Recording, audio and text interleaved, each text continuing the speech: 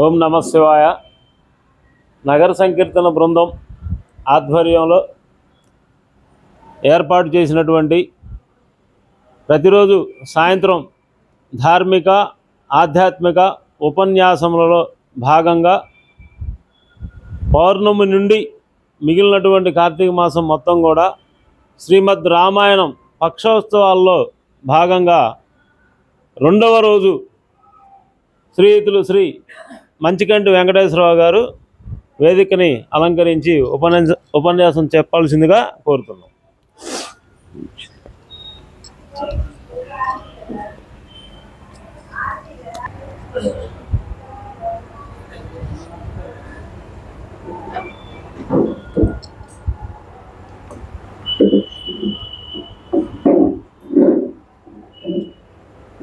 నమస్తిభాభ్యాం నవయవ్వనాభ్యాం పరస్పరాశ్లిష్టవపుర్ధరాభ్యాం నగేంద్రకన్యాం వృషకేతనాభ్యాం నమో నమో Shankara పార్వతీభ్యాం యశివో నామరూపాభ్యాం yeah దేవీ సర్వమంగళా తయో సంస్మరణాత్ పుంసాం సర్వతో జయమంగళం.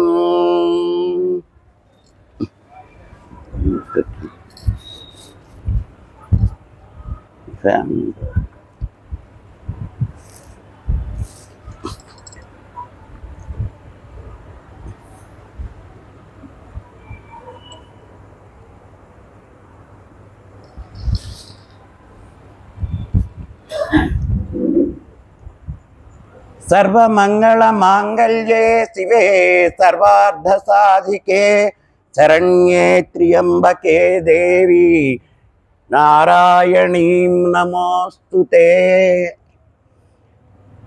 మనోభిరామం నయనాభిరామం వచోభిరామం శ్రవణాభిరామం సతతాభిరామం సదాభిరామం వందే దాశరథిం చ రామం. నగర సంకీర్తన బృందం వారు ఏర్పాటు చేసుకున్న ఈ రామాయణ పక్షోత్సవాల్లో రెండవ రోజు ఉపన్యాస ప్రవచన పరంపరలో భాగంగా బాలకాండంలో నిన్న చెప్పుకోగా మిగతా విషయాల్ని ఇవాళ మనం చెప్పుకుంటాం. నిన్న విశ్వామిత్రుని వెంట రామలక్ష్మణులు ఇద్దరూ కూడా యాగ సంరక్షణార్థం అడవికి వెళ్ళారు. ఆ అడవిలో విశ్వామిత్రుల వారు రాముడికి బల అతి బల అనే విద్యలు నేర్పి ఆ విద్యల వలన మీకు నిద్ర ఆహారం ఇట్లాంటి బాధలు ఏమీ ఉండవు, మీరు సర్వశక్తిమంతులు అవుతారు, ఈ విద్యలు మీకు ముందు ముందు చాలా అవసరం అని చెప్పి ఆ యాగ సంరక్షణ దగ్గరికి ఆ యాగ కుండాల దగ్గరికి తీసుకెళ్ళటం వరకు నిన్న మనం చెప్పుకోవటం జరిగింది. ఇక ఇవాళ జరగబోయేటటువంటి కథ యాగ సంరక్షణ. మరి ఈయన తీసుకెళ్ళిందే యాగాన్ని సంరక్షించుకోవడానికి. అందుకని ఈ ప్రయాణం సాగుతూ ఉండగా మలద కురుస ఇట్లాంటి చిన్న చిన్న జనపదాలు, అరణ్యం కదా, అరణ్యంలో ఏవో ఒక జనపదాలు అంటే గ్రామాలు పల్లెటూళ్ళు ఉంటాయి. వాటన్నిటిని చూపించుకుంటూ తీసుకువెళుతూ ఉంటే అసలు ఆ ప్రాంతం ఎంత సుభిక్షంగా ఉందంటే ఆ కీకారణ్యమైన దట్టమైనటువంటి అడవైన చాలా సుభిక్షంగా ఉంది. చక్కగా చెట్లు ఫలవంతం అవుతున్నాయి, సెలయేళ్ళు ప్రవహిస్తూ ఉన్నాయి, చాలా ఆహ్లాదకరమైన వాతావరణంతో కూడి ఉన్నది. కానీ అక్కడ తాటకి అనేటటువంటి ఒక యక్షిణి, ఆ యక్షిణి ఒక స్త్రీ వచ్చి వాటిని సర్వనాశనం చేస్తూ విధ్వంసాలు సృష్టిస్తూ ఉండేది. అది రాముడు అడిగాడు, ఇక్కడ ఇంత గొప్పగా ఉంది వాతావరణం, ఇక్కడ ఇంత ఆహ్లాదకరమైనటువంటి ప్రకృతి కనపడుతున్నది, మంచి మంచి ఫల వృక్షాలు కనపడుతున్నాయి, పూల తీవేలు కనపడుతున్నాయి, కానీ ఎందుకు ఇది ఇట్లా ఉందంటే విశ్వామిత్రుడు చెప్పాడు, ఇక్కడికి తాటకి అనేటటువంటి ఒక రాక్షసి ఒక యక్షిణి వస్తుందయ్యా, వచ్చి వీటన్నిటిని నాశనం చేస్తుంటుంది, అదే రేపు నా యజ్ఞాన్ని కూడా ఇన్నాళ్ళ నుంచి జరుగుతున్నటువంటి మా యజ్ఞాలను కూడా నాశనం చేయటానికి సిద్ధమైనది అని చెప్పుకుంటూ ఉన్నాడు. వీళ్ళు ఇట్లా మాట్లాడుకుంటూ ఉండగానే ఒక భీకరమైనటువంటి ఆకారం, ఒక భయంకరమైన స్వరూపం, ఒక నల్లటి కారు మేఘంలాగా కమ్ముకుంటూ ఆ తాటకి రానే వచ్చి, ఆ ప్రసంగం జరుగుతూ ఉండంగానే వచ్చింది. విశ్వామిత్రుడు చెప్పాడు, చూడు రామా, అదిగో తాటకే వచ్చేది, ఆ భయంకరమైనటువంటి నల్లటి మేఘంలాగా వస్తున్నదే తనే తాటకి, ఒక అదృశ్య రూపం, ఒక కారు మేఘం రూపంలో కమ్ముకొస్తున్నది, మా యొక్క యజ్ఞయాగాదులు ఈ ప్రాంతాన్నంతా సర్వనాశనం చేస్తుంది, నీవిప్పుడు ఆ తాటకిని సంహరించు అని ఆజ్ఞాపించాడు విశ్వామిత్ర మహర్షి. రాముడు ఒక్కసారి విశ్వామిత్రుడి వంక సాలోచనగా చూశాడు. ఎందుకు? నేను అసలు ధనుర్బాణాలు పట్టి పూర్తి విద్యావంతుడైందే ఇప్పుడు. అందున మొట్టమొదటి బాణ ప్రయోగం స్త్రీ మీద అని ఆయన ఆలోచన. కొంచెం మరి మీకు తెలియంది కాదు కదా, ఈయనకు తెలియకుండా ఉంటుందా? నేను నిన్న మొన్ననే కదా ధనుర్బాణాలంటూ విద్య పూర్తి చేసుకొని వచ్చింది ఇక్కడ అడవులకి, ఈయన మొట్టమొదటి స్త్రీని చంపమంటున్నాడు ఏమిటి అన్నట్టుగా ఒక ఆలోచనాత్మకంగా విశ్వామిత్రుడి వైపు చూస్తే విశ్వామిత్రుడు చెప్పాడు, నువ్వు అది స్త్రీ అని ఏమీ ఆలోచించక్కర్లా, స్త్రీ అయినా దుర్మార్గ వర్తనం కలిగింది, చంపవలసినటువంటిది, కాబట్టి నీవు నేను చెప్పినట్టుగా చెయ్యి, నీకేమి దోషం అంటదులే అని చెబితే రాముడు కూడా గురువాజ్ఞని పాటించి తన యొక్క కోదండం విల్లుల ఎక్కుపెట్టి ఆ యొక్క వికృతాకారంలో విరుచుకుపడుతూ ఉండేటటువంటి తాటకిని నిశిత బాణాలతోటి ఖండించాడు. అప్పుడు విశ్వామిత్రుడు చెప్పాడు, ఈ తాటకే కాదు, దీని కుమారుడు ఇంకొకడున్నాడు మారీచుడని, వీళ్ళిద్దరు కూడా అప్పుడప్పుడు వచ్చి ఇక్కడంతా కూడా నాశనం చేస్తూ ఉంటారు అని చెబితే ఈ రాముడు బాణాలు వేసి దాన్ని నేలను పడగొట్టాడు. వెంటనే లక్ష్మణుడు ఆ తాటకి దేహం దగ్గరికి వెళ్ళి, ఈయనకి మరి మొదటి నుంచి కూడా ముక్కు చెవులు కోసే అలవాట్లే, ఈ తాటకి కూడా ముక్కు చెవులు కోసారు. నిన్న చెప్పుకున్నాం కదా, విశ్వనాథ సత్యనారాయణ గారు రాశారని, ఎవరైనా అంగనలు ఎత్తుకొనితే వాళ్ళ ముక్కు చెవులు తడిమి చూస్తాడని. ఇక్కడ అంతే, ఆ వచ్చినటువంటి రాక్షసి యొక్క ముక్కు చెవులు కోసాడు. ఇక విశ్వామిత్రుడు, మీరిట్లా కాదు, దాన్ని అసలు పరలోకానికి పంపాలి, ఇప్పుడు అది వెనకడుగు వేసినా అట్లా ఆగదు, మళ్ళా వస్తుంది, మనల్నందరినీ ఇబ్బంది పెడుతుంది, అసలు దగ్గరకు వచ్చింది కదా, ఎందుకు సందేహిస్తారు, మీరిద్దరూ చంపేయండి, ఏం పర్వాలేదని విశ్వామిత్రుడు ఆజ్ఞతోటి ఇక రామలక్ష్మణులు ఇద్దరూ పూనుకున్నారు. అప్పుడు విశ్వామిత్రుడు ఇంకొకటి చెప్పాడు, సాయం సమయం అవుతున్నది, ఒక పక్కన సాయంకాలం అయితే రాక్షసులకి బలం ఎక్కువ, వాళ్ళు నిశాచరులు కదా, వాళ్ళ నిశాచరులు రాత్రిపూటే చరిస్తారు, పగలు ఎక్కడ వాళ్ళు అక్కడ ఉండిపోతారు, వాళ్ళకి రాత్రిపూట చాలా బలం పెరుగుతుంది, పొద్దుగూకిన దగ్గర నుంచి, ఇంకాసేపు ఉంటే అది మీకు అలవి కానటువంటి స్థితికి వెళ్ళిపోతుంది, రామా కానిచ్చేసేయి అని చెబితే రాముడు తన పదునైనటువంటి బాణాలని సంధించి దాన్ని చంపుదాం అనుకున్నాడు. కానీ ఎప్పుడైతే ఈయన విల్లెక్కు పెడుతున్నాడో అప్పుడు అది అదృశ్యం అవుతున్నది, కనపట్టాలా. ఈయన కాస్త వెనకడుగు వేస్తున్నాడో వచ్చి నిలబడుతున్నది. ఈ విధంగా జరుగుతూ ఉన్నప్పుడు ఇంకిట్లా లాభం లేదని రాముడు శబ్దవేది, కనపడక్కర్లా అక్కడ వస్తువు, ఆ వస్తువు వచ్చే దగ్గర నుంచి వచ్చినటువంటి శబ్దం, ఆ వస్తువు దగ్గర నుంచి వచ్చే శబ్దం చాలు, కాబట్టి ఆ శబ్దభేది అనేటటువంటి విద్య అస్త్రాలు ఆయనకి తెలుసు కాబట్టి వెంటనే రాముడు ఆ శబ్దాన్ని బట్టి ఇదిగో ఇటున్నది తాటకి, ఈ శబ్దభేది విద్య వలనే కదండి దశరథ మహారాజుకి అన్ని కష్టాలు వచ్చింది, తర్వాత అయోధ్యకాండలో వస్తుంది. ఈ శబ్దభేది విద్య ఆయనకి ఎన్నో కష్టాలు తెచ్చిపెట్టింది, రాముణ్ణి అడవులకు పంపేంత శాపాన్ని ఇచ్చింది. అట్లాంటి శబ్దభేది అనేటటువంటి ఒక విద్యతోటి రాముడు అస్త్రప్రయోగం చేసి ఆ తాటకిని సంహరించాడు. క్షణకాలంలో తాటక నేలపై పడి ప్రాణాలను వదిలేసింది, తాటకి మరణించింది. తాటక వధతో దుష్ట సంహారానికి పూనుకొన్నాడు రాముడికి. అప్పుడు అనుకున్నాడు, ఇక నేను దుష్ట సంహారం చెయ్యాలి, నా బాధ్యతలలో ఇది ఒకటి ప్రధానమైనది. అందులో మొదటిగా తాటక సంహారం జరిగింది. ఇక నేను విలువిద్య నేర్చుకున్న వెంటనే మా విశ్వామిత్రుల వారి ఆజ్ఞతోటి సంహరించాను తాటకిని. ఇక నేను వెనుకాడకూడదు, దుష్ట సంహారం అనేటటువంటిది నా కర్తవ్యం, నేను చేయాల్సిన పని అని నిర్ణయించుకున్నాడు.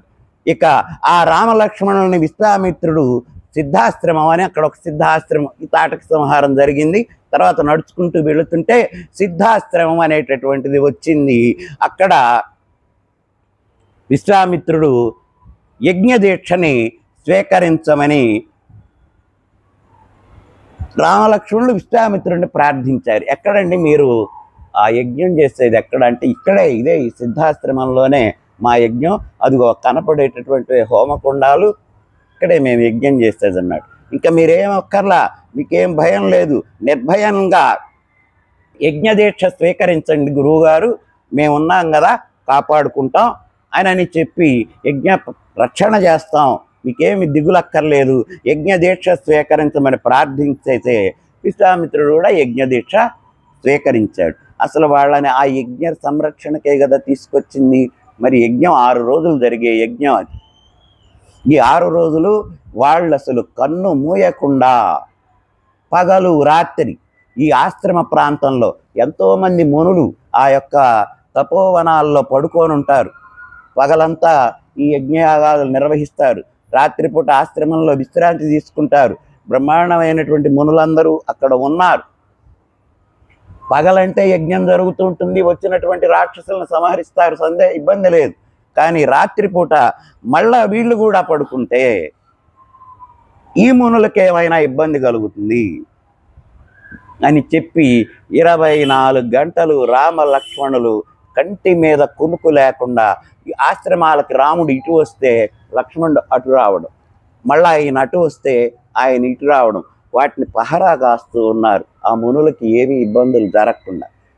చూడండి, ఒక కర్తవ్యం తీసుకుంటే ఆ దీక్ష పడితే ఎంత జాగరూకతతో వ్యవహరించాలో ఇక్కడ రాముడిని చూసి మనం నేర్చుకోవాలి. చిన్నవాడు అయినా కూడా మా గురువు గారి యజ్ఞ రక్షణకు వచ్చాం మేము, కాబట్టి మాకు తప్పదు ఇది అని చెప్పి రామలక్ష్మణులు ఇద్దరు కూడా పగలు యజ్ఞం చేస్తుంటే యజ్ఞాన్ని కాపాడటం, రాత్రిపూట ఆశ్రమాలను కాపాడటం, ఈ విధంగా 5 రోజుల పాటు వాళ్ళు కాపాడుతూ ఉన్నారు. నిర్విఘ్నంగా ఈ యజ్ఞం జరుగుతూనే ఉన్నది. కానీ ఉన్నట్టు ఉండి 6వ రోజున మారీచ సుబాహులని ఇద్దరు ఇరుచుకుపడ్డారు రాక్షసు. మారీచ సుబాహులు, ఇందులో మారీచుడు తాటకి కొడుకు, వాడు వచ్చేవాడు సుబాహుడు అనేవాడిని వెంట పెట్టుకొచ్చాడు. ఒరే, వాళ్ళు అక్కడ మా అమ్మని చంపారు, చాలా శక్తి సంపన్నులాగా ఉన్నారు అని వాడు ఇంకొక మిత్రుణ్ణి సుబాహుడు అనేటటువంటి వాడిని కూడా వెంట పెట్టుకొని వచ్చాడు. ఇక 6వ రోజు యజ్ఞం ముగుస్తుందనగా వీళ్ళు బ్రహ్మాండంగా ఆ హోమాల్లో ద్రవ్యాలు వేలుస్తూ చక్కగా వేద పఠనం చేస్తూ మంత్రపఠనం చేస్తూ మహామునులందరూ యజ్ఞకుండం చుట్టూ కూర్చొని కూడా చక్కగా ఆ స్వాహ అని రకరకాలైనటువంటి ఆహుతులు యజ్ఞంలో విడుస్తూ ఉన్నారు. ఎవరికి చెందాల్సిందని వాళ్ళకంత. మనం యజ్ఞం చేసేటప్పుడు వేసేటటువంటి ద్రవ్యం ఏ దేవతకి చెందాలో ఆ దేవతల పేరు చెప్పి స్వాహ అంటారు.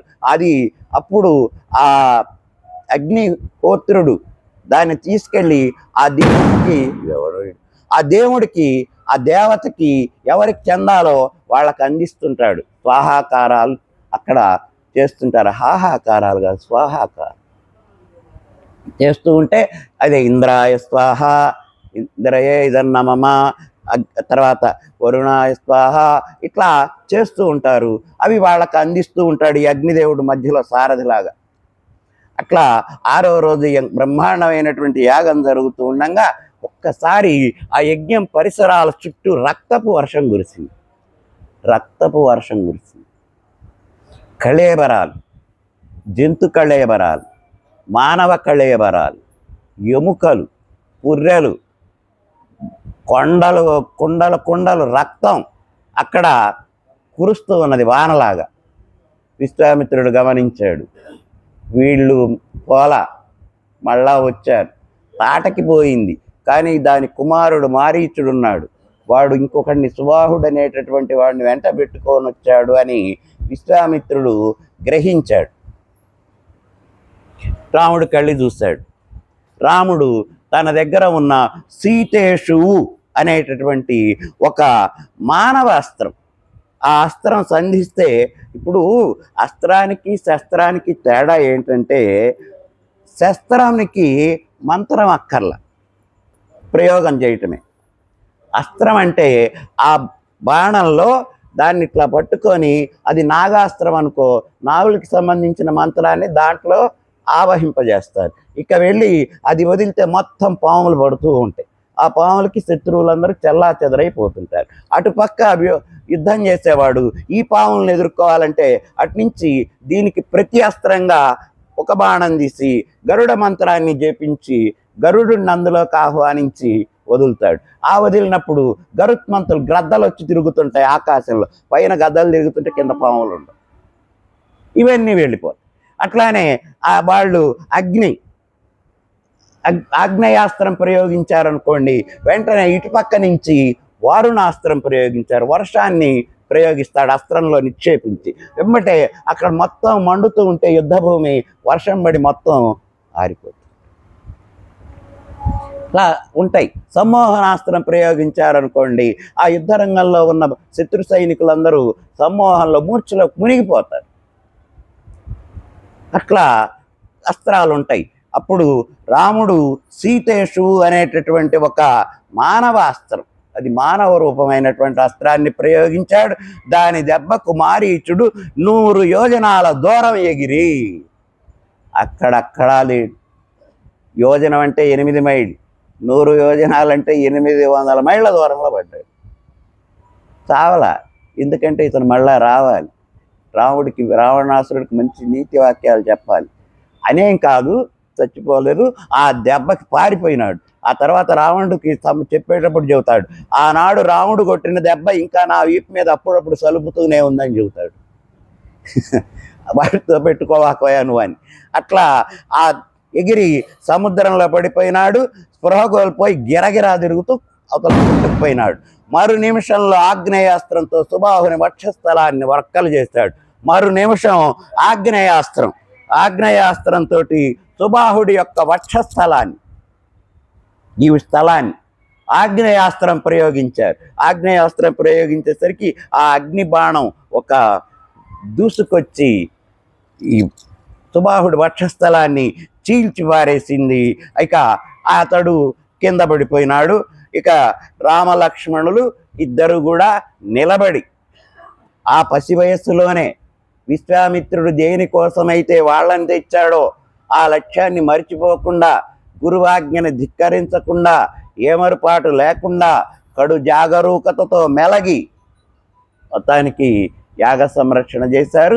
విశ్వామిత్రుడు ఏ నాటి నుంచో చేయాలనుకుంటున్నటువంటిది అనేక అవాంతరాలతోటి ఆగిపోతూ ఉన్నటువంటి ఆ యజ్ఞం చక్కగా పరిసమాప్తి అయిపోయింది. ఇక వీళ్ళు వచ్చిన పని అయిపోయింది. 6 రోజులు యజ్ఞం అయిపోయింది. విశ్వామిత్రుడు ఆ రోజు రాత్రి వాళ్ళని అక్కడే ఉంచుకున్నాడు. ఇక ఆ మరుసటి రోజు ఉదయాన్నే మళ్ళీ తెల్లవారి రామలక్ష్మణులు ఆయనకు ఎదురుగా వెళ్ళి నించొని వినయంతో నమస్కరించారు. మా పని అయిపోయింది కదా, మమ్మల్ని తీసుకొచ్చిన లక్ష్యం నెరవేరింది కదా, మమ్మల్ని మా ఇంటికి అయోధ్యకి తీసుకువెళ్తారా గురువు గారు అన్నట్టుగా నిల్చున్నారట. ఇంకా ఏమి చేయాలో ఆజ్ఞాపించమన్నారు. ముందే ఇంటికి వెళ్తాం అనలా, ఇంకా ఏమన్నా ఉంటే చెప్పండి చేస్తాం, కాకపోతే మమ్మల్ని మా ఇంటికి పంపించమని ఆజ్ఞాపిస్తారా అన్నాడు.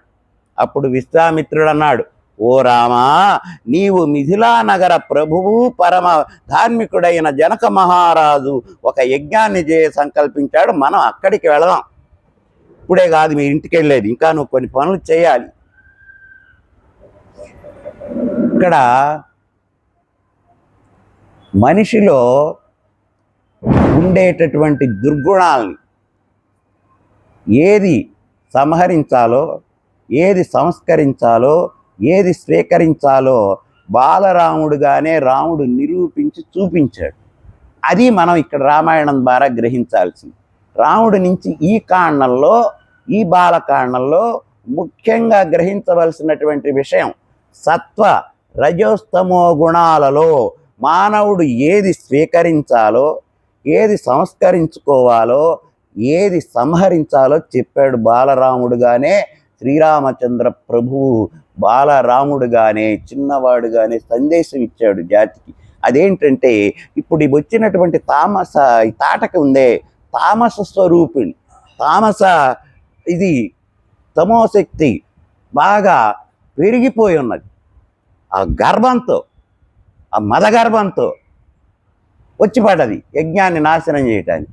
అటువంటి తామస శక్తిని ఉండకూడదు, ఇది ఉంటే చాలా ఇబ్బంది, ఇది మనకు అరిష్టం అని ఆ సత్వరజస్తమో గుణాల్లో తమో గుణ ప్రధానమైనటువంటి తాటకిని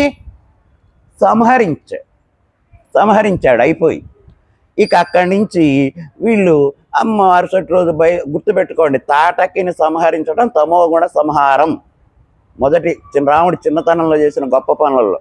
ఇక అక్కడి నుంచి బయలుదేరి వస్తూ ఉన్నారు. ఈ వస్తూ ఉన్న మధ్యలో ఏదో మాటలు చెబుతున్నాడు గురువుగారు.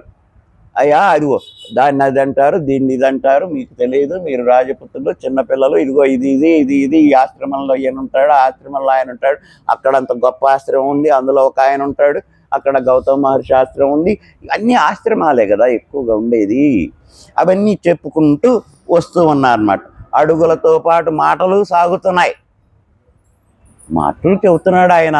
వీళ్ళు చక్కగా ఇద్దరు మంచి పిల్లలు, రాముడు మంచి బాలుడు కదా, అట్లా వింటూ వస్తూ ఉన్నారట. వస్తూ ఉంటే రాముడు అన్నాడు, ఏమండి గురువుగారు, మా పూర్వీకుల గొప్పతనాలు ఏమన్నా ఉంటే మాకు చెప్పరా?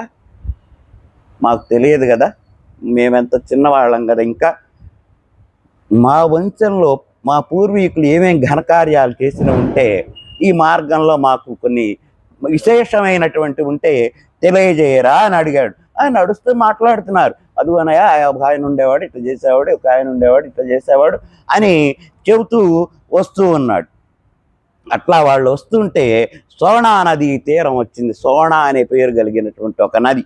కాసేపు అక్కడ విశ్రాంతి తీసుకున్నాడు. మళ్ళా సాగారు. అంటే మునులు ఆశ్రమాల్లో నుంచి ఒకటోటికి వెళ్ళేటప్పుడు ఎక్కడైనా ఆహారం దొరికితే తినటం, అక్కడ సరస్సు పక్కన విశ్రమించటం, కాసేపు ఆ చల్లటి నీళ్ళల్లో స్నానం చేయటం, సంధ్యాధికాలు ముగించుకోవటం, మళ్ళా సాగటం.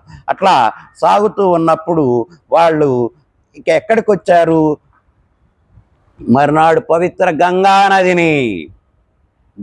నది దగ్గరకు వచ్చారు. గంగ, శివుడి తల మీద ఉండేటటువంటి గంగా నది దగ్గరికి వచ్చాడు.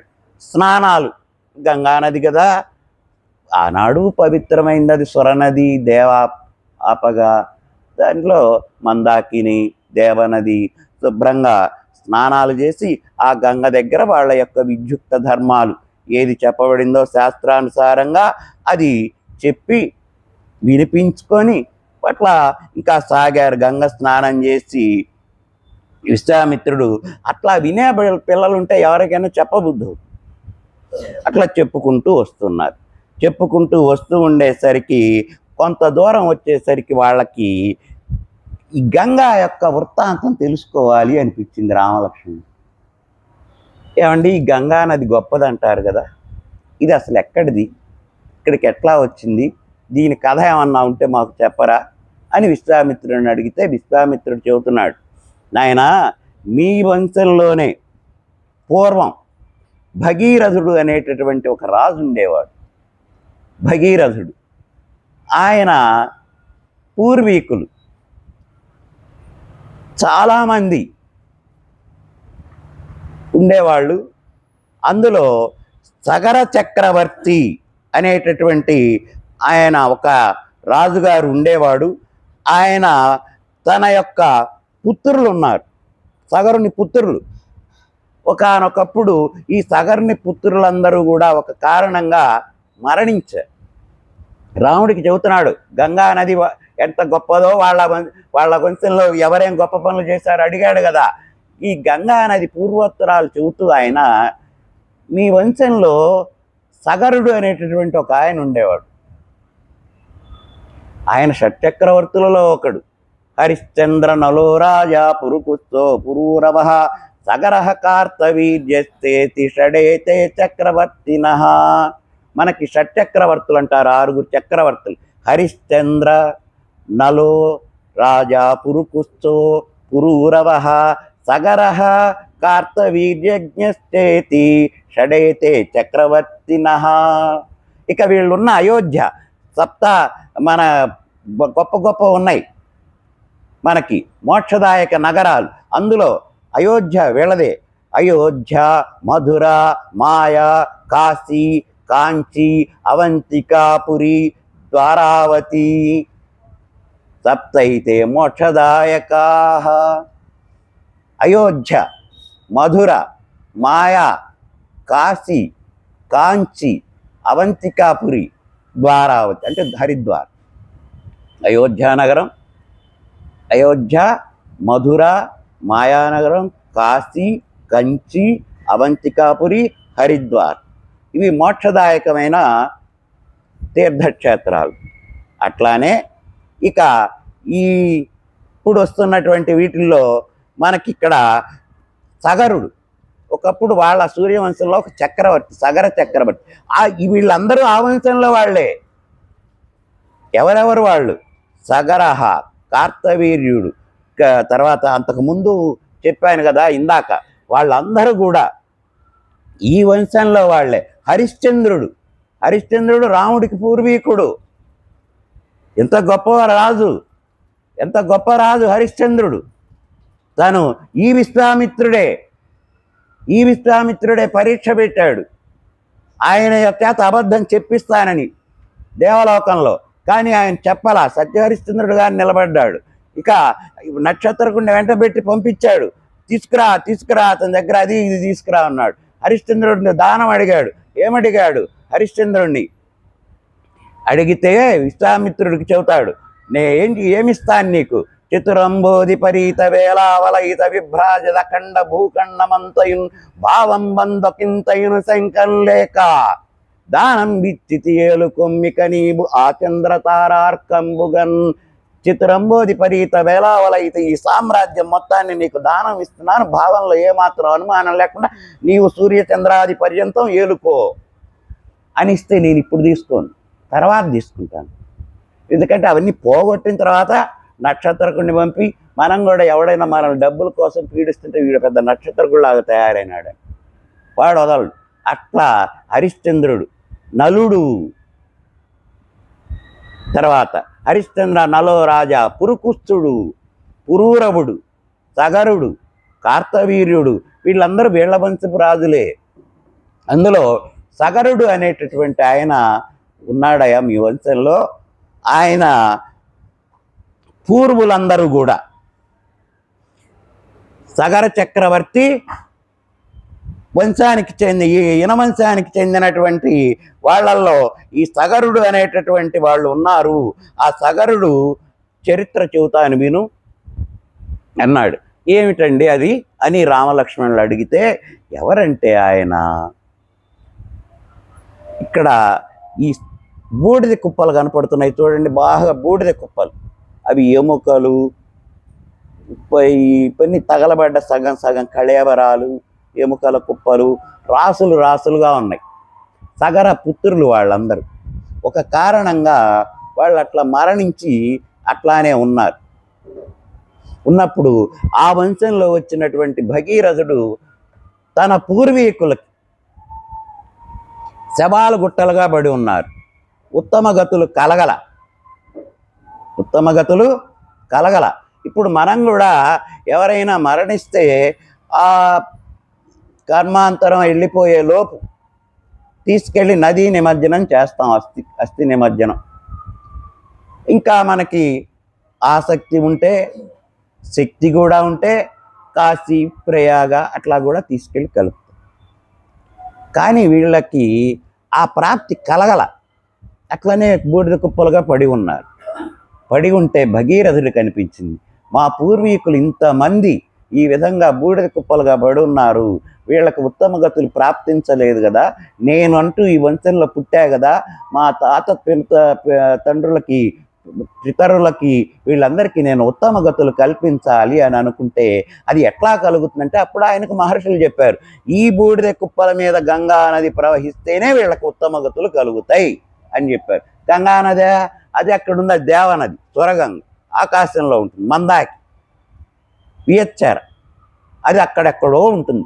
అది భూమి మీదకి వచ్చి ఈ యొక్క బూడిద కుప్పల మీద ప్రవహిస్తే వీళ్ళకి మోక్షం కలుగుతుంది, వీళ్ళకి ఉత్తమ గతులు ప్రాప్తిస్తాయి అని చెబితే మునులు అది ఎంతో అసాధ్యమైన పని, అసలు లేదు అది భూమి మీద.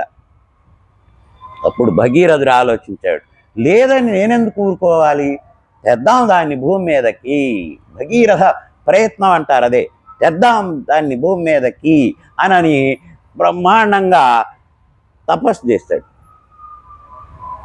చేస్తాడు బాగా. గంగాదేవిని ప్రత్యక్షం చేసుకున్నాడు. నాయనా ఏమిటి నీ యొక్క కోరిక అని, అమ్మా నీవు భూలోకానికి రావాలి, భూలోకానికి వచ్చి మా పితరుల యొక్క పూర్వీకుల యొక్క బూడిద కుప్పలు శవాల గుప్పలు అక్కడ ఉన్నాయి, వాటి మీద నీవు ప్రవహించి వాళ్ళకి పుణ్యగతులు కలిగించవా అని వేడుకున్నాడు. నేను ఎట్లా వస్తానయ్యా భూమి మీదకి, నేను దేవనదిని, దేవతలకు సంబంధించిన దాన్ని, మరి నేను రావాలంటే అంత తేలికైనటువంటి విషయం కాదే, మరి అది సృష్టికర్త నన్ను ఇక్కడ ఉండమని నిర్ణయించిన తావు కదా అని అంటే, సరే నువ్వు అట్లా ఉండు, అంటే అంగీకారం అయితే వస్తావుగా, సరే నువ్వు అంత తెచ్చుకుంటే నేనెందుకు రాను, వస్తాను. అప్పుడు సృష్టికర్త బ్రహ్మను గురించి తపస్సు చేశాడు. మళ్ళా కొన్ని వేల సంవత్సరాలు చేసిన తర్వాత బ్రహ్మ ప్రత్యక్షమై, ఏమిటయ్యా నీ కోరిక అని అడిగాడు. ఏమీ లేదు, నేను గంగని ప్రత్యక్షం చేసుకున్న, భూమి మీద మా తాత తండ్రుల యొక్క బూడిద కుప్పల మీద ప్రవహించడానికి మీరు అనుమతిస్తే ఆమె వస్తుందని. అప్పుడు ఆయన గంగని పాపం తపస్సు చేసి నిన్ను మెప్పించాడు, నన్ను మెప్పించాడు, కష్టపడ్డాడు పాపం వాళ్ళ కోసం, వెళ్ళిరా ఒక పాయగా అని గంగని ఆజ్ఞాపించేసరికి ఈయన మళ్ళా గంగని అడిగాడు, అమ్మా బ్రహ్మదేవుడు ఆజ్ఞ వచ్చింది మీకు తెలుసు కదా అని అడిగితే, అప్పుడు గంగ ఒక మాట అన్నది, నేను చాలా ఉధృతంగా ప్రవహిస్తాను, ఆకాశం నుంచి భూమి మీద నేను పడితే భూమి బద్దలైపోతుంది, భూమి పగిలిపోతుంది ఎక్కడికక్కడ ముక్కలుగా. ఆ గంగ ఉధృతి అట్లా ఉంటుంది, మామూలుగా ఉండదు. మిగతా నదుల ఉధృతి వేరు, గంగ ఉధృతి వేరు.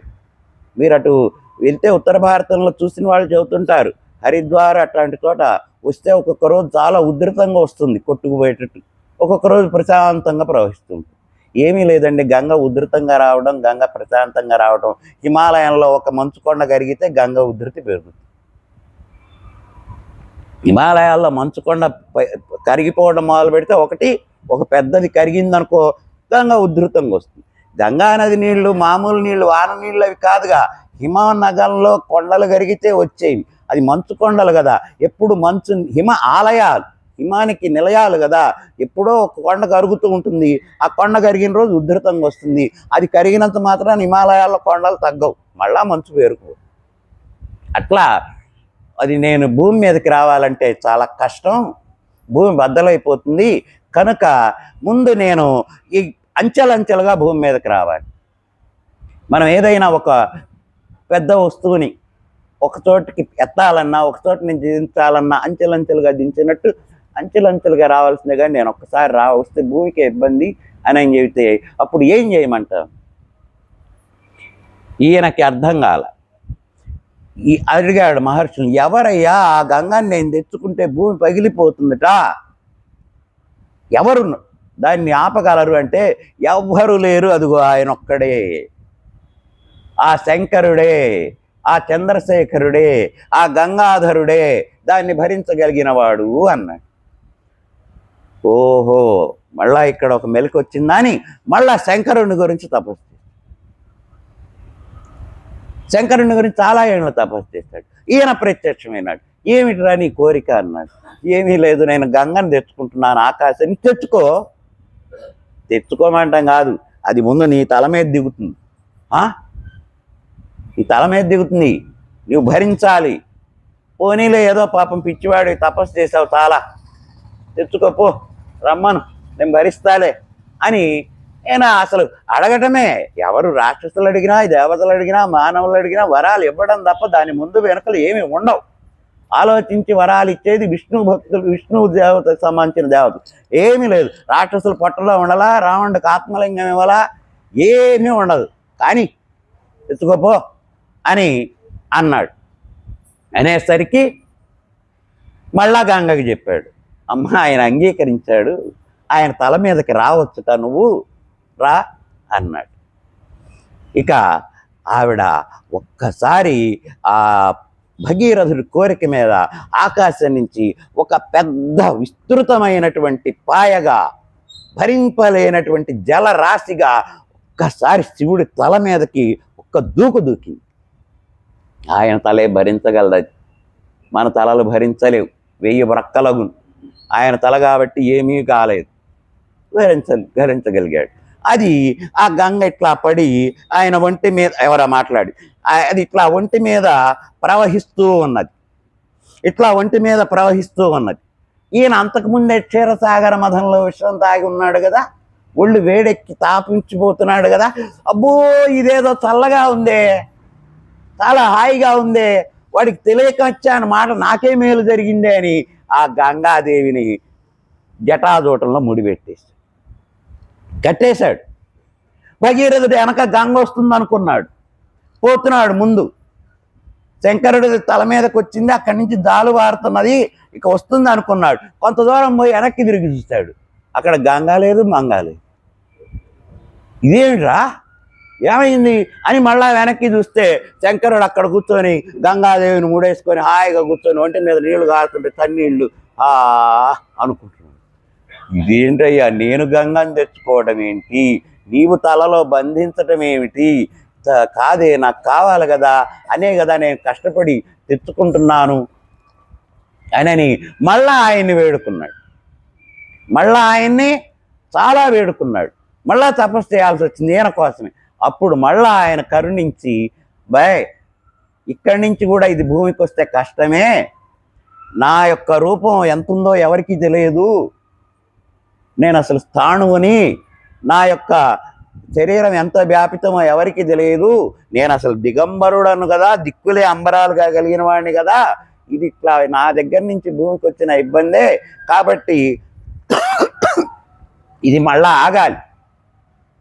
దీన్ని ఆపగలిగే శక్తి ఒక హిమాలయ పర్వతానికి ఉంది, కాబట్టి హిమవంతుడిని అడుగు, అక్కడికి వదులుతానన్నాడు. ఇదేమిటిరా నాయన, ఈత గోల, అసలు పడుకున్న గాడిదని లేపి దండించుకున్నట్టుంది, ఆ బూడిద కుప్పలు ఏదో ఉద్ధరిద్దాం అనుకుంటే నేను ఈ గోల ఏంటి అని మళ్ళా హిమవంతుడి దగ్గరికి వెళ్ళి ఆయన్ని వేడుకొని తపస్సులే చేశాడో, బతిమాలాడో, భంగపడ్డాడో, తెచ్చుకోవయా, హిమాలయ పర్వతాల మీదుగా ప్రవహింపజేస్తాను అని అంటే ఆ శంకరుడు హిమాలయ పర్వతం మీద గంగని వదిలాడు. మనకి భూమి మీదకి గంగ వచ్చిన తర్వాత హిమాలయ పర్వతాలు జన్మస్థానం అయింది. భూమి మీదకి గంగ దిగిన తర్వాత హిమాలయ పర్వతాల నుంచి వస్తున్నది. మనం హిమాలయ పర్వతాలే గంగ జన్మస్థానం. భూమికి వచ్చిన తర్వాత, భూమికి రాకముందు పైన అక్కడి నుంచి తీసుకొస్తూ ఉన్నాడు. ఈ వస్తూ ఉండేసరికి కొంత దూరం వచ్చింది గంగ, ముందు ఈయన వెళుతున్నాడు, గంగ వస్తున్నది కదా అనుకున్నాడు. కొంత దూరం పోయేసరికి ఈ గంగ వెల్లువకి మునుల ఆశ్రమాలు, నదీ నదాలు ఏకమైపోతున్నాయి. మునులు అలల మీద తేలుకుంటూ పోతున్నారు. తపస్సు చేసుకుంటూ కూర్చున్నటువంటి వాడు ఓం నమ శివాయ, ఓం నమ శివాయ పోతున్నాడు నీళ్ళ మీద. ఎక్కడిది గంగ, ఏమిటి నీళ్లు, చాప కిందకి నీళ్ళు వచ్చినట్టు వచ్చి అసలు ఆశ్రమాలు కొట్టుకుపోతున్నాయి. వరే ఇంత జరుగుతుందా అని ఈ మునులందరూ కూడా జన్హు మహర్షిని ఆశ్రయించారు. అప్పుడు అక్కడ ఆయన శక్తిమంతుడు, ఆయన్ని ఆశ్రయించి చూడు గంగ ఎట్టొస్తున్నదో, ఉండండి మీకు నేను లేనా అని చెప్పి ఆ గంగని మొత్తం తన తపోశక్తి ద్వారా ఆపోసిండు. భగీరథుడు వెళ్ళేవాడు వెనక్కి తిరిగి చూశాడు, గంగ వస్తుంది లేదు. అక్కడ ఈయన కనపడ్డాడు. ఏమంటే ఒక గంగ అనే వెళ్ళు వస్తున్నది, అది అన్నీ నాశనం చేస్తుంది, మేము ఆపోషణ పెట్టాం. అయ్యా నేను ఎందుకు తెచ్చుకుంటున్నానో మీకు తెలియదు, ఇప్పటికి ఎన్ని పడ్డారో, ఎన్ని కష్టాలు పడ్డానో, మీరు ఆ విధంగా చేస్తే ఎట్లా అని ఆయన్ని మళ్ళా కొన్నాళ్ళు చాలా కష్టపడి వేడుకున్నాడు.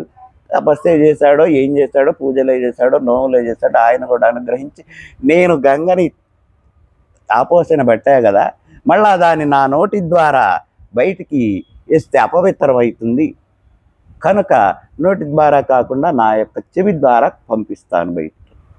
ఇది ఎట్టా కొట్ట పంపిస్తావు నువ్వు, ముందు మాకు అది కావాలా అని అడిగితే జన్మ మహర్షి చెవి ద్వారా బయటకు వచ్చి జాహ్నవి అనే పేరు సంతరించి అక్కడి నుంచి వచ్చి ఈ భూలోకం మీదగా ప్రవహించుకుంటూ వచ్చి ఆ యొక్క బూడిదల కుప్పల మీద ప్రవహించుకుంటూ వచ్చి సముద్రానికి చేరిన తర్వాత ఇంత పవిత్రమైనటువంటి గంగా నదిని ఆ సముద్రుడు తనలో ఇముడ్చుకోవడానికి చాలా ఇబ్బంది పడ్డాడు. మిగతా నదుల్లా కాదు కదా, అందుకని ఇక్కడికంటే ఈవిడికి ఇంకొక మంచిది ఏదన్నా ఉంటుందేమో అని, మనం ఇక్కడికంటే వేరు ప్రాంతంలో ఉంటే బాగుంటుంది అని అడిగితే, ఇక నేను అక్కడి నుంచే వచ్చాను, ఇక వెనక్కి ఎక్కడ వెళ్ళేది, పాతాళ లోకానికి వెళ్తాను.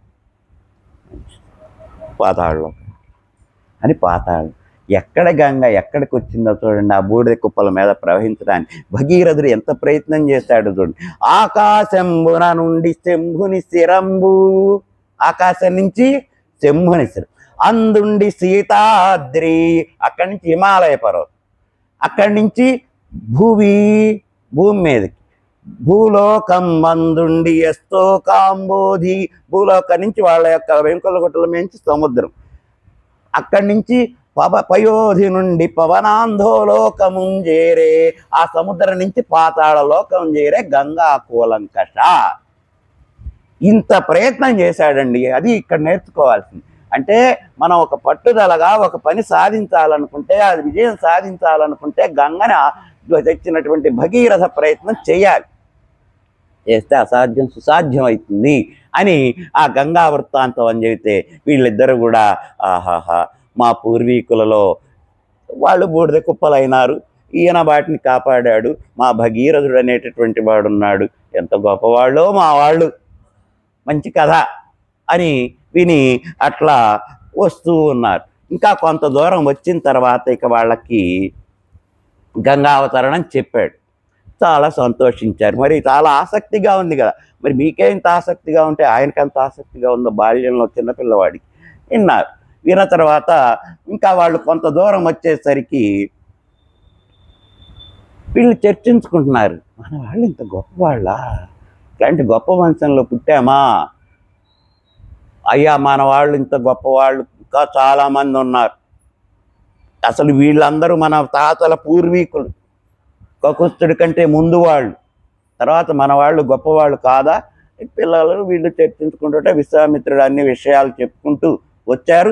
ఆ వస్తూ ఉండేసరికి ఇంకొక ఆశ్రమం వచ్చి, ఆ ఆశ్రమంలో ఇందాకే చూసినటువంటి వీళ్ళు చూసినటువంటి ఆశ్రమాల్లాగా చక్కటి మల్లె తీగలు లేవు, పూల తీగలు లేవు, ఏమీ లేదు. మొత్తం ఆశ్రమం అంతా బూడిద కుప్పగా ఉంది. ఒక సంస్కారం లేనటువంటి పాడుబడినటువంటి పూరిళ్ళు ఉంటాయే అట్లా ఉంది. తడికలు ఊడిపోయి, కన్నాలు పడి, రెల్లు రేచిపోయి అట్లా ఉంది.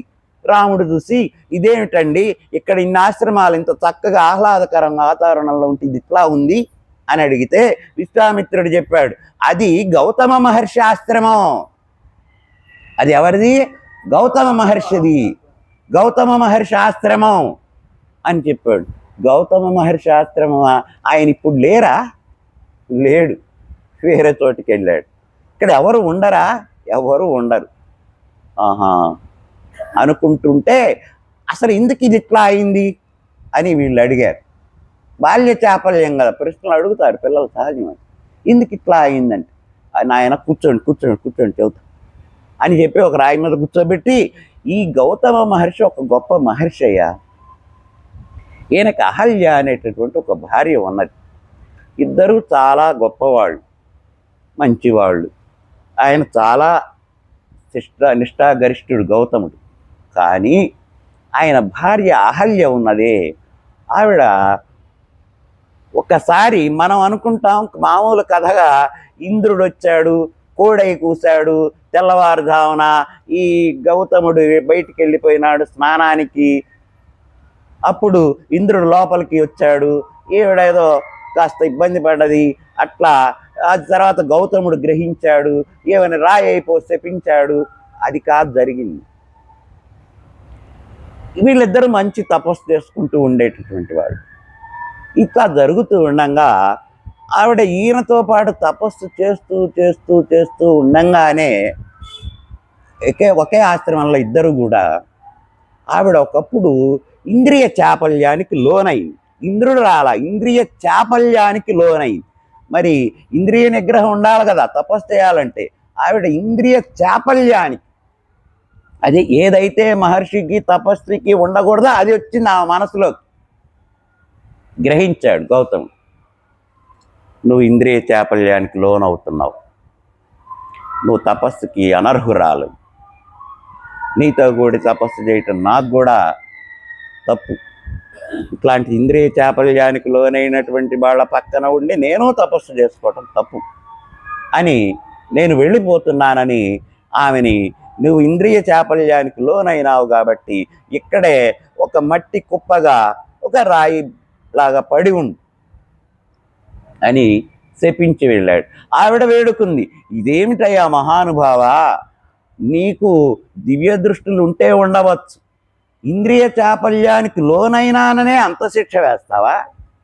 ఆలోచన వచ్చిందనే. మరి నాకెప్పుడు ఈ బండరాయి బతికేనా? ఏం భయపడవా, ఇటు పక్కకి సూర్యవంశజుడైనటువంటి రాముడు వస్తాడు ఒకసారి. ఆయన ఈ పక్కగా వెళ్ళే రోజు తటస్థిస్తుంది. ఆ రోజున ఆయన ఈ పక్కగా వెళుతూ ఉంటే ఆయన పాదాల ధూళి తగిలి నీవు మళ్ళా నీ యొక్క రూపం పొందుతావు అని శాప విమోచన మార్గం కూడా చెప్పి తన దారిని తాను వెళ్ళిపోయినారు. ఎవరు? గౌతమ మహర్షి వెళ్ళిపోయినాడు. ఈమె అక్కడ ఉండి ఎప్పుడు వస్తాడు రాముడు, ఎప్పుడు వస్తాడు అని ఎదురు చూస్తూ ఉన్నది. రాతిని నాతిగా చేసిన పాదం అది, రాతిని నాతిగా చేసిన పాదం అది రామపాదం. అట్లాంటి కామిని పాపం కడిగిన పాదం. అన్నమయ్య అంటాడు కదా, కామిని పాపం కడిగిన పాదం, ప్రేమకు శ్రీసతి పిసికేటి పాదం, పరమయోగులకు పరిపరి విధముల స్థిరమని చూపేటటువంటి వెంకటేశ్వర పాదం అది. అట్లాంటి విష్ణు పాదం అటు వస్తుందని ఆవిడ ఎదురు చూస్తూ ఉంది. ఆ వస్తూ ఉన్నది. ఇప్పుడు ఇదిగో కాస్త మనం అట్లా వెళదాం అని విశ్వామిత్రుడు అట్లా దాని పక్కగా తీసుకొచ్చాడు. తీసుకొచ్చేసరికి ఈ పాదధూళి సోకి అక్కడ ఉన్నటువంటి, అందులో ఉన్నటువంటి ఆ మట్టి కప్పుకుపోయినటువంటి ఆ లోపల ఉన్నటువంటి ఆ స్త్రీమూర్తి బయటికి వచ్చి, మహానుభావ, నీ రాక కోసం ఎన్నాళ్ళ నుంచో ఎదురు చూశాను, నీ దివ్య పాదార వింద ధూళి దగ్గర నాకు శాప విమోచనం కలిగింది, చాలా సంతోషం, విశ్వామిత్రుల వారి దీన్ని తీసుకురావడం వల్ల మాకింతటి ఇది కలిగింది కదా అని నమస్కారం చేసింది. వీళ్ళు సాగిపోతున్నారు. అసలు ఆనాడు ఒక చమత్కారంగా చెబుతారు కవులు, ఏంటంటే ఆశ్రమాల్లో ఉండే మునులందరూ తాటకి నమస్కారం చేశారట ఒకప్పుడు. ఇందాక చచ్చిపోయిన తాటకి, ఆ తాటకి రాక్షసికి నమస్కారం చేశారట. ఇదేంటండి, అదే యజ్ఞయాగాదులు పాడు చేస్తుంటే, తపోవనాలు పాడు చేస్తుంటే, ఆశ్రమాలు పాడు చేస్తుంటే ఆవిడకి ఎందుకు నమస్కారం చేశారు? ఇది ఒక మామూలు చమత్కారంగా చెప్పుకునేది కదా. ఎందుకు చేశారో తెలుసా? ఓసి తాటకి, ఓసి భూతకి, నీవనే దానివి లేకపోతే ఈ రాముడు ఇటు వచ్చేవాడు కాదుగా. ఇంతటి రాముడిని తెచ్చావు నువ్వు ఇక్కడికి, నిజంగా నీవు మాకు పూజ్యురాలం రాముడి సంగతి తర్వాత. అంతటి గొప్ప విష్ణు అంశంలో ఉన్నటువంటి రామచంద్రమూర్తిని మేము దర్శించగలిగామంటే ఎంత వేడినా, ఎంత తపస్సు చేసినా, ఎంత యోగంలో చేసినా కూడా ఆయన సామీప్య సారూప్య సాయుధ్య సాలోక్య సాయుధ్యాలు పొందలేమే. అట్లాంటి పరమయోగులకు పరిపరి విధములా ప్రయత్నించినా దొరకనటువంటి ఆ దివ్య రూప సందర్శనం తాటకి నీవు మాకు కలిగించావు కదా అని ఆ తాటకి నమస్కరించారు మునులు అంటారు. అదొక విషయంగా. అది జరగల, కానీ చెబుతారు నువ్వు గొప్పదాని కడుపూజ్యురాలి అన్నారట. అట్లా అక్కడ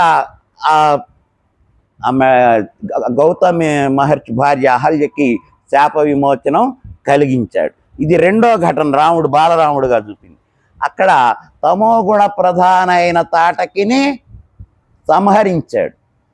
ఇక్కడ ఇంద్రియ చాపల్యం ఎప్పుడు ఏర్పడుతుందంటే మనలో రజోగుణం ప్రబలినప్పుడు ఇంద్రియ చాపల్యం ఏర్పడుతుంది. ఈవిడ ఇక్కడ రజోగుణ ప్రధాన, అంత తపశ్శక్తి ఉన్నా కూడా, అంత తపోనిధి అయినా కూడా రజోగుణాన్ని పోగొట్టుకోవాలి. కాబట్టి పోగొట్టుకోలేనటువంటి ఆ రజోగుణాన్ని సంస్కరించాలి. కాబట్టి ఆవిడ్ని సంస్కరించి అట్లాంటిది ఇక నీకు ఉండకూడదమ్మా అని చెప్పినట్టుగా రజోగుణ ప్రధాన అయిన అహల్యని సంస్కరించడం వలన బాలరాముడుగా తామసాన్ని ఎట్లా సంహరించాలో చూపించాడు, రజోగుణాన్ని ఎట్లా సంస్కరించుకోవాలో చూపించాడు. ఈ రెండు జరిగినాయి. ఇంకా ఒక గుణం ఉంది, సాత్విక గుణం. అది స్వీకరించాలి, అది మంచిది, అది మనం స్వీకరించాల్సింది. అది ఇప్పుడు జరగబోతున్నదన్నమాట. సరే, వీళ్ళు ముగ్గురు వెళుతున్నారు. లక్ష్మణుడు కాస్త కోప స్వభావుడు, ఎందుకంటే ఆదిశేషుడు అపరావతారంగా ఈ కథలేంది, ఈ గోలేంది, ఎన్నాళ్ళు కదా, ఇవేమో అసలు ఎవరికి మాట్లాడవు, ఎదురు ఎవరేం చెప్పినా అట్లాగే అనేవాడివి నువ్వు. ఈ కథలు ఎన్నో చెబుతున్నారు, ఇవన్నీ మన ఇంటి దగ్గర వినవా, ఇక్కడే వినాలా? ఆయన ఏమో కథ అడిగినప్పుడల్లా కూర్చోబెడుతున్నాడు. ఎక్కడైనా పిల్లలు అంతే, ఎంత చక్కగా చెప్పే మాస్టర్ అయినా ఆ టైం ప్రకారం చెబితే వాళ్ళు వింటారు. ఇక మాస్టర్ బాగా చెబుతాడని వాడు వచ్చాడని 24 గంటలు కూర్చోబెడితే చెడు తిరిగిపోతాడు. చాలే పోవే, చెప్పింది చాలు. అట్లా ఉంది ఇక్కడ లక్ష్మణుడి పని. అయినా ఇద్దరు కలిసి వస్తూ ఉన్నప్పుడు ఇక రామలక్ష్మణులు అనుకున్నారు, మనం ఇంటికే వెళతాం. ఇక ఇంటికి వెళుతున్నాం, అమ్మ దగ్గరికి వెళ్తున్నాం, దశరథ మహారాజు దగ్గరికి వెళ్తున్నాం, మన అయోధ్యానగరం వెళ్తున్నాం అని వీళ్ళు అనుకున్నారు. విశ్వామిత్రుడు, ఇప్పుడు మీరు ఇంటికి వెళ్ళట్లా, మరి మిమ్మల్ని మిథిలా నగరం తీసుకెళ్తున్నా అన్నాడు. ఏ నగరం? ఇప్పుడు ఒక శిథిలాశ్రమం చూపించా, ఇంకా మిథిలా ఒకటి చూపిస్తావా? అక్కడికే వెళ్ళాలి మనం అన్నాడు. ఏ అన్నారు. అక్కడ విదేహరాజ్య రాజధాని మిథిలా నగరం. ఆ విదేహరాజ్యాన్ని జనకుడు అనే రాజు పరిపాలిస్తున్నాడు. ఆయన దగ్గర శివధనుస్సు అనేటటువంటి ఒక ధనువు ఉన్నది. ఆయనకి ఒక కూతురు ఉన్నది. ఆ కూతురు అంటే ఇవన్నీ ఆయన వీళ్ళకి తెలియనట్టే చెప్పాడు. మీ నాన్నగారు పుత్రకామేష్టి యాగం చేసి మీరు నలుగురిని కన్నాడు కదా, అట్లానే ఆయనకి అక్కడ సంతానం లేకపోతే ఆ జనక మహారాజు కూడా పుత్రకామేష్టిలాగా ఒక యజ్ఞం చేద్దామని అనుకున్నాడు. అనుకొని యజ్ఞ కుండాన్ని తయారు చేయటానికి భూమిని దున్నుతూ ఉన్నారు. ఏం దున్నుతున్నారు? భూమిని దున్నుతూ ఉన్నారు. ఆ దున్నుతున్నటప్పుడు ఆ నాగేటి కర్రుకు పట్టుకొని ఒక బంగారు పెట్టె తగిలింది, అడ్డం వచ్చింది, కదలకల్లా, ఎద్దులు లాగుతున్నా ముందుకు పోవట్లా. ఏమిటి ఇదని పలుగు పెట్టి కొట్టి చూశారు, కంగున మోగింది. ఒరే ఏదో ఉందిరా అనుకొని ఆ పెట్టె బయటికి తీసి చూశారు. అందులో అయోనిజ, భూమిజ, అవనిజ లక్ష్మీదేవి ఉన్నది. ఏ రూపంలో ఉన్నది? తర్వాత పేరు పెడతారు. ఒక పసిపిల్ల రూపంలో ఉన్నది, చాలా బాగుంది, నవ్వుతూ ఉన్నది. అట్లాంటి పిల్ల ఉంది. జనక మహారాజు ఏం చేశాడు? తెలియగలవాడు. ఇంకా యజ్ఞం ఎందుకు ఖర్చు, ఇంకా యజ్ఞం ఎందుకు రా, దశరథుడికి యోగం పట్టక యజ్ఞం చేశాడు, అంత ఖర్చు పెట్టి. ఇంకెందుకు, ఈ పిల్లనే తీసుకెళ్ళి పెంచుదామని ఇంటికి తీసుకొచ్చి పెంచాడు. ఆ పిల్ల సీతామహాదేవి, సీతా లక్ష్మీ స్వరూపం. ఆవిడ్ని ఇంట్లో పెట్టుకొని అల్లారు ముద్దుగా పెంచుతున్నాడు. ఆ తర్వాత ఆయనకి ఊర్మిళ అనే కూతురు కూడా కలిగింది. అట్లానే ఆయన తమ్ముడు కుశధ్వజుడికి మాండవి, శృతకీర్తి అని 2 ఆడపిల్లలు పుట్టారు. సీత, ఊర్మిళ జనకుడి యొక్క కుమార్తెలు. జనకుని తమ్ముడైన కుశధ్వజుడి కుమార్తెలు మాండవి, శృతకీర్తి, వీళ్ళు నలుగురు అక్కడ పెరుగుతున్నారు. ఈ యొక్క జనకుడి ఇంట్లో శివుడి యొక్క విల్లుంది. అది చాలా ప్రాచీనమైన శివధనువు. శివుడే అంత గొప్పగా ఉంటే ఆయన విల్లు ఎంత గొప్పగా ఉంటుంది చెప్పేదే ఉంది. అది అక్కడక్కడ తిరిగి దాన్ని ఎక్కడ పెడదాం ప్రస్తుతానికి అనుకుంటే అదిగో ఆ జనక మహారాజు కొలువులో పెడదాం, అక్కడైతే ఆయన రక్షిస్తాడు అని చెప్పి అది ఆయన ఇంట్లో ఉంచారు. ఈ చిన్నప్పుడు ఈ బాల సీత చక్కగా పరికిణి, బుట్ట చేతుల జాకెట్టు, చేతులకు వంకీలు, నెక్లెస్, పాపడి బిళ్ళ, సూర్యచంద్రులు, మంచి పూల జడ వేసుకొని బొద్దుగా లక్ష్మీ స్వరూపం అమ్మ, లక్ష్మి అమ్మ, లక్ష్మి. అక్కడ వాళ్ళ ఇంట్లో అల్లారు ముద్దుగా పెరిగేటటువంటి సీత ఒకరోజు బంతి ఆడుకుంటూ ఉన్నప్పుడు ఆ బంతి డొల్లుకుంటూ వెళ్ళి ఆ యొక్క శివధనుస్సు ఉండేటటువంటి పెట్టె కిందకి పోయింది, బండి కిందకి పోయింది. జనక మహారాజు ఆ పక్కనే కూర్చొని పిల్ల ఆడుకోవటం చూస్తున్నాడు. పోయింది. పరిగెత్తుకుంటూ వెళ్ళి ఆ బండిని అట్లా నెట్టి అది తీసుకుంది. అసలు ఇదేంటి? దాన్ని కదిలిస్తే విష్ణువు కదిలించాలి, శివుడు కదిలించాలి, లేకపోతే లక్ష్మీదేవి కదిలించాలి. శివుడు లేడు ఇక్కడ, విష్ణువు లేడు, ఉన్నది ఈ అమ్మాయి దీన్ని కదిలించిందంటే లక్ష్మే. ఈ లక్ష్మిని విష్ణువుకే చేర్చాలి.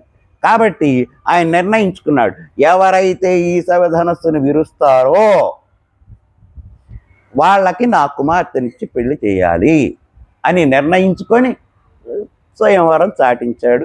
ఆ వార్త ఈ అడవిలో వస్తున్న వీళ్ళ దాకా వినపడింది. అప్పుడు ఈయనకు తెలుసుగా విశ్వామిత్రుడికి, తన దగ్గరే ఉన్నాడు విష్ణువు. అక్కడ సీతా స్వయంవరం అంటే లక్ష్మీ స్వయంవరమే. విష్ణువు ఇక్కడున్నాడు. ఈయన తీసుకొని అయోధ్యకి వెళ్తాట. ఇప్పుడు మనం అయోధ్యకి వెళ్ళం పదండి అని ఎక్కడికి మరలించాడు? మిథిలా నగరానికి మళ్ళించారు. వీళ్ళు అక్కడికి వెళ్ళారు. అప్పుడే స్వయంవరం ప్రకటించున్నారు కాబట్టి దేశాల రాజులందరూ, చిన్నపిల్ల అమ్మాయి ఎప్పటికి 11 ఏళ్ళు ఉంటాయి, చిన్నది, బాగా ఆలోచిస్తే 11 అంతే. ఆ రోజుల పద్ధతి అది. వివాహ స్వయంవరం ప్రకటించారు. ప్రకటించి పరీక్షలు పెట్టేవాళ్ళు. ఇంత బరువులు ఎత్తటమో లేకపోతే ఇట్లా విల్లులు విరవడమో, ద్రౌపది స్వయంవరం మెట్ల మత్స్యవంతరాన్ని భేదించడం, నీళ్లలో చూస్తూ బాణం వేసి తిరిగే చేపను కొట్టడం, ఇట్లా ఏవో ఒక పరీక్షలు పెట్టేవాళ్ళు. ఒక్కొక్క చోట తిండి పరీక్షలు కూడా పెట్టేవాళ్ళు. బాగా తిన్నవాడికి మా అమ్మాయిని ఎంత తింటాడు, పోటీ తినేవాడేమో, అట్లా రకరకాల పోటీలు పెట్టేవాళ్ళు. అందులో నెగ్గిన వాళ్ళని ఇక ఏమీ ఆలోచన లేకుండా ఆ అమ్మాయి భరించాల్సిందే, పెళ్లి చేసుకోవాల్సిందే. అట్లా జరిగింది స్వయంవరం. ఇవాళ స్వయంవరాలు ఉన్నాయి. అక్కడ అందరూ వచ్చే ఒక పరీక్ష జరిగేది. ఇక్కడ ఏ పరీక్ష జరగదు, ఏ పరీక్ష లేదు. వాళ్ళకు ఉండేదే చదువులో పరీక్ష, అక్కడ పరీక్ష తప్ప ఇక ఏ పరీక్షలు లేవు. స్వయంగా భరించుకోవడమే. అమ్మా నీకు బీటెక్ అయిపోవచ్చింది, పెళ్లి చేద్దాం అనుకుంటున్నావమ్మా. పెళ్ళా? ఎవరితో? ఫలానా వాడు ఉన్నాడు మంచి సాంగ్. కాదండి నేను అని మొదలు పెడుతుంది. అర్థమైంది కదా అట్లాంటి పరిస్థితి. కనుక సీతా స్వయంవరం ప్రకటించితే ఆ వార్త విశ్వామిత్రుడికి తెలిసి, ఇక్కడ నా దగ్గర విష్ణువుని పెట్టుకుంటే అక్కడ ఎట్లా ఉంటాడు అని చెప్పి తీసుకొని మిథిలా నగరానికి చేరారు. ఈ స్వయంవర ప్రకటన విని దేశాల నుంచి అంగ, వంగ, కళింగ, కాశ్మీర, గౌడ, ఆంధ్ర, రకరకాల దేశాల నుంచి రాజులు వచ్చారు. ఆ రోజుల్లో రాజులకు బహుభార్యాత్వం ఉండేది కాబట్టి ఎంతమందినైనా వివాహం చేసుకునేటటువంటి అవకాశం ఉండేది కాబట్టి, దశరథుడే చేసుకోవాలా, ముగ్గురిని ఉండేది కాబట్టి స్వయంవరంలో ఈ సీతని చేపడదాం, ఈవిడ చాలా అందగత్తె, గొప్పది, జనక మహారాజు కూతురు అని చెప్పి పాపం చాలామంది స్వయంవరానికి వచ్చారు. ఈయన తీసుకొచ్చాడు వీళ్ళు. ఆ రోజున రేపు స్వయంవరంగా వీళ్ళందరూ చేరుతూ ఉన్నారు. ఆ రోజు సౌధ ఉపరిభాగానికి వెళ్ళి ఈ స్వయంవరానికి వచ్చే రాజకుమారులందరినీ చూస్తున్నది, రాజుల్ని చూస్తున్నది సీతాదేవి.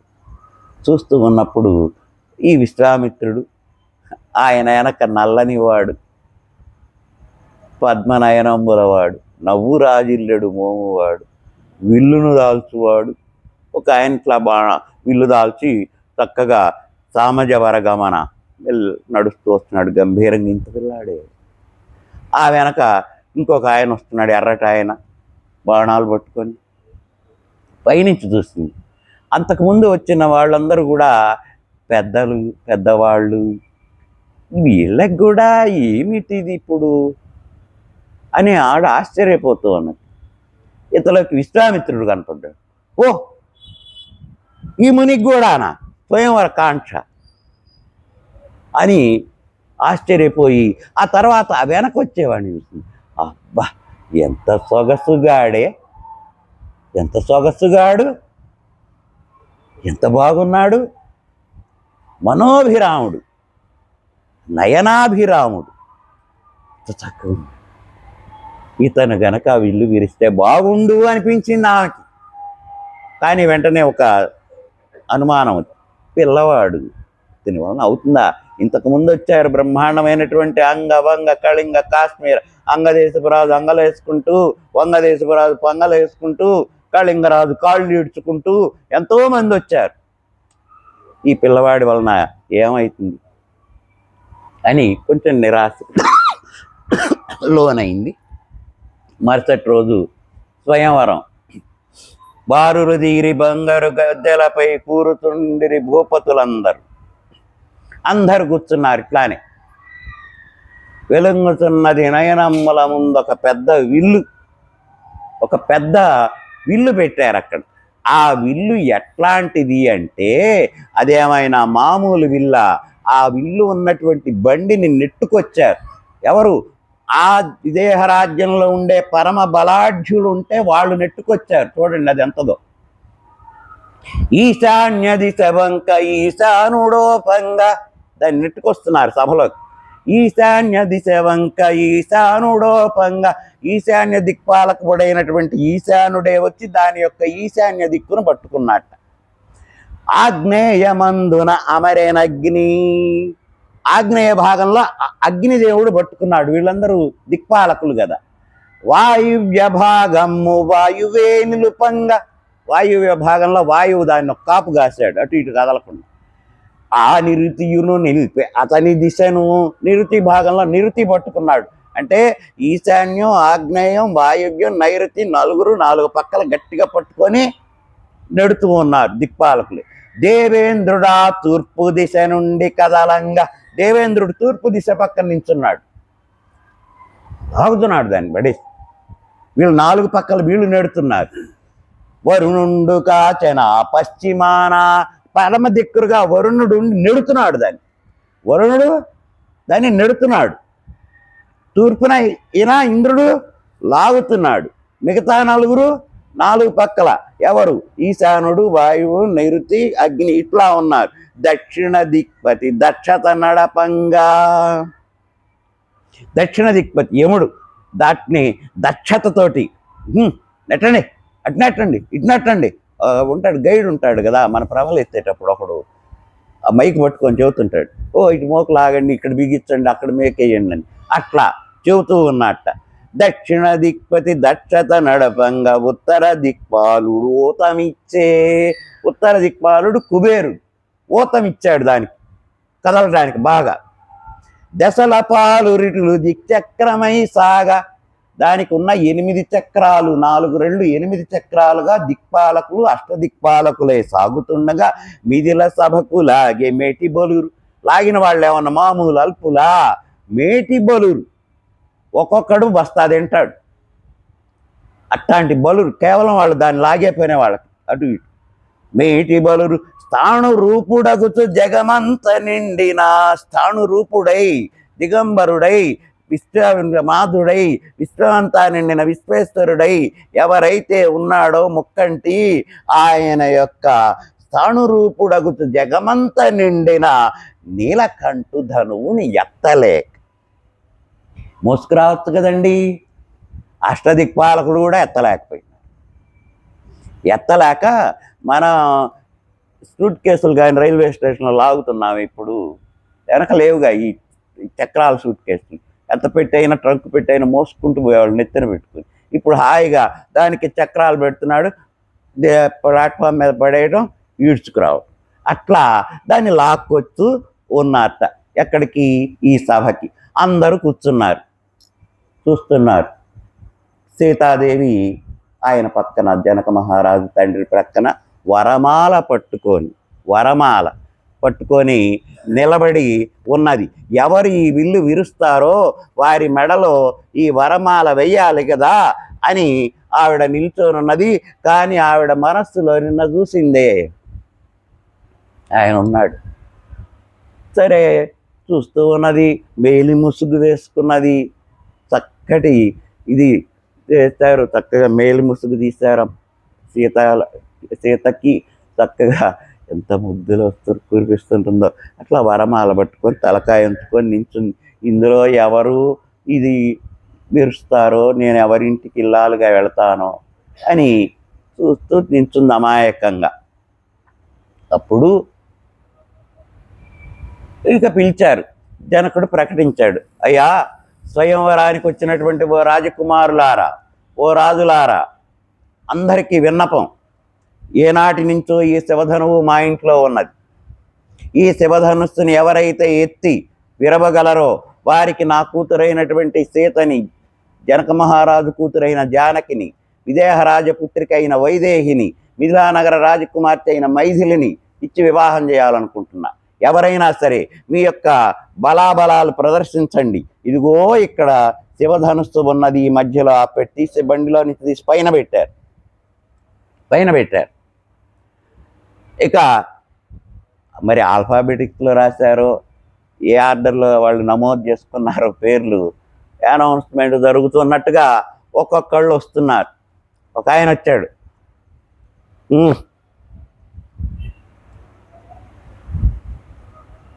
కదలవా మూడవ పట్టు గట్టిగా పట్టేసి దాని మీద ఈయన పడ్డాడు. ఓ అమ్మో, ఇదేదో చాలా ప్రమాదకరంగా ఉండే, ఉన్న పరుగు పోయేటట్టు అని మెదలకుండా వెళ్ళిపోయి. తర్వాత ఇంకొక ఆయన వచ్చాడు, ఇదేరా, ఇది విల్లా, ఇది ఒక పుచ్చిపోయిన విల్లు, ఏనాటిది శివధనుస్సు, ఇది ఒక పుచ్చిన విల్లు, ఇది ఎత్తలేకపోతాను నేను, ఎడం చేతి ఎత్తి అవలేలగా బారేస్తా అని ఒక ఆయన. ఎడం చేతి ఎత్తుతానన్న ఆయన, ఈయన ఎడం చేయి నలగొట్టుకున్నాడు అదేసుకొని, అవసరానికి కూడా ఉపయోగపడకుండా ఆయన పక్కకి వెళ్ళిపోయినాడు. ఆ తర్వాత ఇంకొక రాజుగారు వచ్చాడు, ఇట్లా కాదు, ఇట్లా ఎత్తుదాం. ఏంటి అట్లా ఎత్తే కంచం. వచ్చాడు, చేతులు పెట్టాడు, ఈయన లేస్తున్నాడు, అది కదలట్లా, అది అక్కడే ఉంది. ఈయన మాత్రం అంటున్నాడు. ఏదాలే రావయ్యా అన్నాడు ఎవడో ఒకడు, ఆయన అయిపోయింది. ఇట్లా రకరకాల భంగపాట్లు పడుతూ ఉన్నారు దాన్ని విరవడానికి. వీళ్ళేం చిన్నపిల్లలు, వీళ్ళకేం తెలియదు. అదొక పిల్లలు చూడండి, ఎక్కడన్నా ఏదైనా జరుగుతుంటే వచ్చి నించొని చూస్తూ ఉంటారు. అట్లానే వీళ్ళు కూడా చూస్తున్నారు, వీళ్ళకేం ఆసక్తి లేదు. రామలక్ష్మణులకు అట్లాంటి ఆసక్తి లేదు. విశ్వామిత్రుడు కూడా చూస్తూ ఉన్నాడు. కానీ విశ్వామిత్రుడికి తెలుసు, ఇది విరవలసిన వాడు తన దగ్గర ఉన్నాడు, తన అనుజ్ఞ ఇచ్చి పంపాలి. చూస్తూ ఉన్నారు. దశరథ మహారాజు అందరి వైపు చూసి, ఇప్పటికి ఇది 4వసారి ఈ స్వయంవరం, ఇది 4వసారి. ఇంతవరకు దీన్ని ఎత్తగలిగిన సమర్థుడే రాల. 4 సార్లు జరిగింది ఈ విధానం పరీక్ష. మళ్ళా ఈసారికి కూడా నిరాశేనా? ఈ విల్లుని మళ్ళా వెనక్కి నెట్టుకుపోయి రథశాలలో పెట్టడమేనా, ఊరేగించిన రథంలాగా అని అనుకుంటూ ఉన్నప్పుడు అదే ప్రకటన చేశాడు. చేస్తే విశ్వామిత్రుడు, ఆగండి, కాస్త ఆగండి అని రాముడు వంక చూస్తాడు. ఈయనెందుకు ఇట్లా అన్నాడో వీళ్ళకి అర్థం కాదు. ఈయన అన్ని వీళ్ళకే చెప్పేది. రాముడి కళ్ళు చూసి, నేనా వెళ్ళు, నేను మా నాన్నగారికి తెలియదు, ఇది ఇరిచారంటే పెళ్ళి, ఇంటికి వెళ్తే బాగా పెళ్లి జరుగుతుంది. నాకు దశరథ మహారాజు కోపం వస్తే ఇంకా బాగా పెళ్లి జరుగుతుంది. ఏమిటి, ఏం పర్వాలేదు, సరే ఏదో పెద్ద ఆయన చెప్పాడు, ఇంక ఇంతే కావను అని ఆ రామచంద్రుడు, రఘువీరుడు, రఘుకుల తిలకుడు వెళ్ళాడు విశ్వామిత్రుడి పాదాల. కౌశికునకు మ్రొక్కి కార్ముకమును జేరు. కౌశికునికి మొక్కి గురువుగారి పాదాలకు నమస్కరించి కార్ముకమును జేరు, ఇంటి దగ్గరికి చేరాడు. ఆ రాముని చింతు అవనిపతులు. అబ్బో, ఎవరో ఒక ఆయన వచ్చాడు, హీరో. ఈయన నల్లగా ఉన్నాడు, మొహం చాలా బాగుంది, పిల్లాడు ఇంకా పాలబుగ్గలవాడు. ఆ రాముని చింతు అవనిపతులు. ఈయన ఈ విల్లు, ఇది శివుడిది. ఏమనుకుంటున్నాడు ఈ పిల్లాడు అని ఆశ్చర్యంగా చూస్తూ ఉన్నట్ట రాజలోకం. ఇంత బాలునికి ఇది ఏమి కోర్కెగలిగే విల్లు విరువనవునే వీనికనగా. ఒరే వరే వరే వరే, ఏమి వైపరీత్యం, ఏమి కాల వైపరీత్యం. ఈ పిల్లాడికి కూడా పెళ్లి కావాలా, అందున సీతాదేవే కావాలా? ఏమి విపరీతం, ఈ పిల్లాడు ఈ విల్లు విరుస్తాడా, ఇది ఏమి విపరీతము, ఇది ఏమి కోరిక అని విల్లు విరువనవునే వీనికి ఈ చిన్నవాడు విల్లు విరుస్తాడా అని కొంతమంది ఆశ్చర్యపోతున్నాడు. ఒకసారి రాముడు వచ్చాడు, అందరినీ చూశాడు. ఒకసారి సీత కళ్ళు చూశాడు, తలకాయం నాకేం తెలుసు. ఒకసారి చూసి, కానీ ఆమెకు అనుమానం, ఈయన ఎరవడే అనుమానమే. కానీ వచ్చి చూస్తాడు, అందరినీ కలయి చూస్తాడు. చూసి అల్లెత్రాటిని బట్టి ఆకర్ణమునులాగా దాని దగ్గరకు వచ్చాడు. దానికి కూడా నమస్కారం చేశాడు, ఇంటికి కూడా, శివధనుస్సుకి కూడా. మామూలుగా విల్లాది, శివుడి ధనుస్సు. నమస్కారం చేశాడు, గట్టిగా పట్టాడు. ఎత్తుతుంటే అట్లా లేచి వస్తున్నది, ఎత్తుతుంటే ఇట్లా లేచి ఇట్లా వచ్చి నిలబడ్డది. ఇంటికి తాడు ఎప్పుడు కట్టి ఉండదు, అది నరం, నక్క నరంతో చేస్తారు అల్లెత్రాడు. సాగుతుంది వెనక్కి ఎంతైనా, మళ్ళీ అదే టెన్షన్లో ఉంటుంది. అది కడతారు, అది ఎప్పుడు దానికి కట్టి ఉంచారు. దాన్ని ఏం చేస్తారంటే, ఆ యుద్ధమో వెళ్ళినటువంటి ఏదో అయిపోగానే దాన్ని ఇప్పదీసి పైన కింద చుట్టేస్తారు. మళ్ళీ అవసరం వచ్చినప్పుడు ఆ కింద కాలు పెట్టి అది దాన్ని దాన్ని కిందకి లాక్కొని మళ్ళా ఊడేసి ధనుష్టంకారం చేసి బయలుదేరతారన్నమాట. అట్లా అల్లెత్రాటిని బట్టి ఆకర్ణమునులాగా ఎత్తాడు. అల్లెత్రాటిని బట్టి ఆకర్ణమునులాగా, కర్ణం అంటే చెవి, ఆకర్ణం అంటే ఇక్కడ దాకా లాగాడు. ఇక్కడ ఉంటుంది కదా సహజంగా, ఇది వింటి బద్ద అనుకోండి, ఇక్కడ ఉంటుంది కదా, దీన్ని పట్టుకొని ఆకర్ణమునులాగా ప్రమథనాద ధనువు వ్రయలాయే.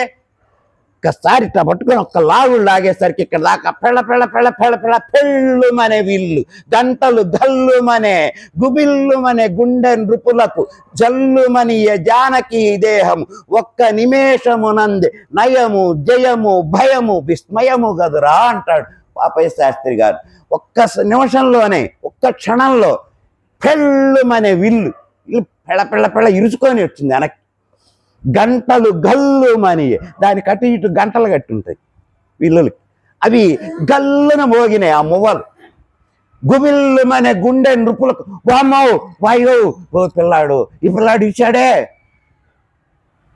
అని వాళ్ళ గుండెలు పగిలిపోయినాయి. ఎంత శక్తిమంతుడు! గుబిల్లుమనే గుండె నృపులకు జల్లుమనియే జానకి దేహం. ఎవరైతే దాన్ని విరవాలనుకున్నదో, ఎవరైతే దాన్ని ఇచ్చేయాలనుకున్నదో ఆయనే విరిచేసరికి జానకీదేవి యొక్క దేహము జల్లుమన్నది. నవవధు జల్లుమనియే జానకీ దేహం. ఇప్పుడు ఒక్క నిమేషమునందే నయం ఆశ్చర్యం, జయం రాముడికి, భయం రాజులకి, విస్మయం సీతకి. ఎంత సొగసుగాడే. అప్పుడు విశ్వామిత్రుడు చూస్తున్నట్టు త్యాగరాజు వాళ్ళు వర్ణిస్తారు. ఆ యొక్క విల్లు విరిచేటప్పుడు రాముడు ఇట్టా లేచి ఇట్టా లాగేటప్పుడు ఇక్కడ ఉన్న ఈ ముంగురులు ఆ ముంగురులు వచ్చి ఒక్కసారి ఈ రాముడి యొక్క ఈ ముంగురులు ఇక్కడ ఉండేవి వచ్చి ముఖానికి అడ్డం పడ్డాయిటండి. అలకలల్లాడగలిగి ఆ రాణ్ముని మనసు ఇటు పొంగేనో. ఆ దృశ్యాన్ని చూసిన విశ్వామిత్రుడు ఎంత ఆనందపడ్డాడో. ఆ యొక్క అందమైన ముఖాన్ని, ఆ నవ్వు మోముని, ఆ రామచంద్రుని మోముని ఎవరైనా చూడగలిగామా? త్యాగరాజు చూశాడు. అలకలల్లాడగాని ఆ రాణ్ముని మనసు ఇటు పొంగని ఇట్లా తీశాడు, ఇట్లా ఎత్తాడు, ఇట్లా లాగాడు, అది విరిగింది. ఇక్కడ ఉండేటటువంటి ఈ జుట్టంతా వచ్చి ముఖానికి కళ్ళకు అడ్డం పడుతుంది. రామాయ రామభద్రాయ రామచంద్రాయ వేధసే రఘునాథాయ నాథాయ సీతాయ పతయే నమః. ఎంత సుమనోహరమైనటువంటి మధురమైనటువంటి దృశ్యం అక్కడ మనం చూడగలిగామండి. అట్లా ఇల్లు విరిగింది. అందరికీ ఆశ్చర్యం కలిగేటట్టుగా రాముడు విరిచాడు. ఆ విష్ణువే తన ఎల్లుడాయననుతు జనకుండు మదినెంతో సంతసింప. జనక మహారాజు ఆ విష్ణువే తన అల్లుడాయనంచు. మా అమ్మాయికి విష్ణువే కావాలి, ఇది ఇచ్చేది విష్ణువే అని అందరికీ తెలుసు. ఆ విష్ణువే తన అల్లుడైనాడు అని జనకుండు మదినెంతో సంతసింప. మేల్ముసుంగు చాటు మిథిల రాజతనయ. మేలి ముసుగు చాటున ఉన్నటువంటి ఆ మిథిల రాజతనయ ఆ సీత ఏం చేసింది? కాంచనతని వంక కనులనెత్తి ఒక్కసారి కళ్ళెత్తి రాముడి కళ్ళి చూసింది. మేలి ముసుగులో నుంచి అట్లా రాముడి కళ్ళి చూసింది. చూసి మదిని దోచువాని పెండ్ల ముదమున పెండ్లాడ అలరు మాల వై కాలు తిమ్మిరె. మేల్ముసుంగు చాటు మిథిల రాజతనయ కాంచనతని వంక కనులనెత్తి మధుని దోచువాని ముదమున పెండ్లాడ. నా మనస్సు దోచినటువంటి వాడిని సంతోషంగా పెళ్లాడడానికి అలరుమాల వైచే అతని మెడను పరిగెత్తుకుంటూ వెళ్ళింది. ఇదేంటి అమ్మాయి ఆగు, అమ్మాయి ఆగు, అమ్మాయి ఇంకెక్కడ ఆగు, ఇక ఆగే పనే లేదు. అలరుమాల వైచే అతని మెడను పూలమాల తీసుకెళ్ళి వరమాల తీసుకెళ్ళి రాముడి యొక్క మెడలో ధరింపజేసింది. ఎవరు? సీత. ఈ విధంగా సీతా స్వయంవరంలో, సీతాదేవి యొక్క స్వయంవరంలో ప్రకటించినటువంటి శివధనుర్భంగం జరిగి సీతని పెళ్లి ఆడటం జరిగింది. ఇక విశ్వామిత్రుడితో జనకుడు అన్నాడు, మరి వాళ్ళ నాన్నగారికి తెలియజేయండి, వాళ్ళ నాన్నగారికి వాళ్ళకి దశరథ మహారాజు వాళ్ళకి తెలియజేయాలి కదా, ఆయన్ని పిలిపించండి అని అంటే ఈ కబురు అంపారు అక్కడికి అయోధ్యకి. ఈ కబురు అందుకొని మీరు అక్కడే ఉండండి, మేమే వస్తున్నామని వాళ్ళందరూ ఈ మిథిలా నగరానికి రావడం, సీతారాముల కళ్యాణం అట్టహాసంగా అంగరంగ వైభోగంగా. ఇక మనకి చెప్పేదేం లేదు, సీతారాముల కళ్యాణం చూతము రారండి అన్నట్టుగా బ్రహ్మాండంగా ఆ సీతారాముల కళ్యాణం జరిగిందిట. ఇక్కడ కాస్త ఎత్తుదేయమన్నాయి వాళ్ళు, ఇక్కడ ఎత్తుది నిర్ణయిస్తారు, కాళ్ళు పట్టుతుంది, ఇక్కడ ఎత్తుది ఉండాలి. ఇక కళ్యాణ వైభోగం ఎట్లా ఉందో చూడండి. దశరథాధిపతియు తన వంశదర్పాన వరుని తండ్రిగా నటవాసినంద. దశరథాధిపతి దశరథ మహారాజు తన వంశదర్పాన, మా అబ్బాయి, మా యనవంశ రాజకుమారుడు, మా దశరథ మహారాజు నా యొక్క పుత్రుడు, అజమహారాజు మనవడు, రఘుమహారాజు మునిమనవడు, నా పుత్రుడు శ్రీరామచంద్రుడు శివధనుస్సు విరిచాడు, ఎవరన్నా చేశారా ఆ పని అని మేసం మెలవేస్తూ దశరథాధిపతియు తన వంశ దర్పాన వరుని తండ్రిగా నట వాసినంద. అందరూ చూస్తున్నారు, ఆయన దశరథ మహారాజు, ఆయన కొడుకే విల్లు విరిచింది, ఆయన కొడుకే, ఆయన దశరథ మహారాజు, కోసల దేశపు రాజు, అయోధ్య నగర ప్రభు ఆయన అని చూస్తున్నట్ట. తర్వాత లక్ష్మియే తన కోడలాయగనంతు ఆ కౌసల్య ఇసుమంత గర్వమంద. కౌసల్యాదేవి గర్వం వచ్చి, ఎందుకు? లక్ష్మియే తన కోడలాయగనంతు. ఈ లక్ష్మీదేవి అందరిని ఆడిస్తుంది, ఇప్పుడు నేను ఆడిస్తా అత్తగారిగా. లక్ష్మియే ఇక్కడ ఎత్తేయాలండి, అసలు మీరు ఇబ్బంది పెట్టి కాళ్ళు పట్టుకుని, నేను నిన్ననే చెప్పా ఎత్తుండాలి, ఇది ఎత్తుండాలి, కాళ్ళు ఇబ్బంది పెడుతుంది. లక్ష్మియే తన కోడలాయగనంచు లక్ష్మి తన కోడలైందని ఆవిడ కూడా కౌసల్య ఎంతో అహంకారంతో పక్కన వాళ్ళని అసలు పలకరించట్ల. మనకి సీతారామ కళ్యాణంలో ఛాయాదేవి ఇస్తుంది, కౌసల్య చాలా బాగా ఇస్తుంది. లక్ష్మియే తన కోడలైందని ఆవిడ గర్వం పెరిగింది. ఇన్నాళ్ళు ఈ లక్ష్మి కోసమే అందరూ ఇబ్బందులు పడుతున్నారు, అట్లాంటిది లక్ష్మి వాళ్ళ నా యొక్క అంగీకారంతో ఏ పనైనా చెయ్యాలి అన్నట్టుగా ఆవిడ కొంచెం ఇసుమంత గర్వం అందిట.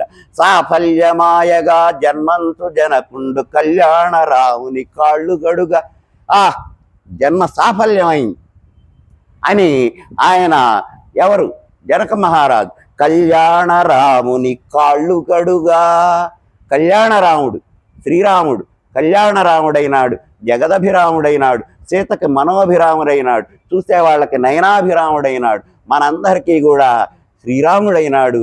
ఆ యొక్క రాముడిని చూస్తున్నటువంటి వాళ్ళందరూ కూడా ఎట్లా సాఫల్యమాయగా జన్మంతు జనకుండు కళ్యాణ రాముని కాళ్ళు కడుగా. శ్రీలక్ష్మి రూపమా సీతయు విష్ణువే తాళిగట్టను, తాళిగట్టునుండ తలను వంచ. శ్రీలక్ష్మి రూపం సాక్షాత్తు లక్ష్మీ స్వరూపిణి ఎవరు? సీతాదేవి.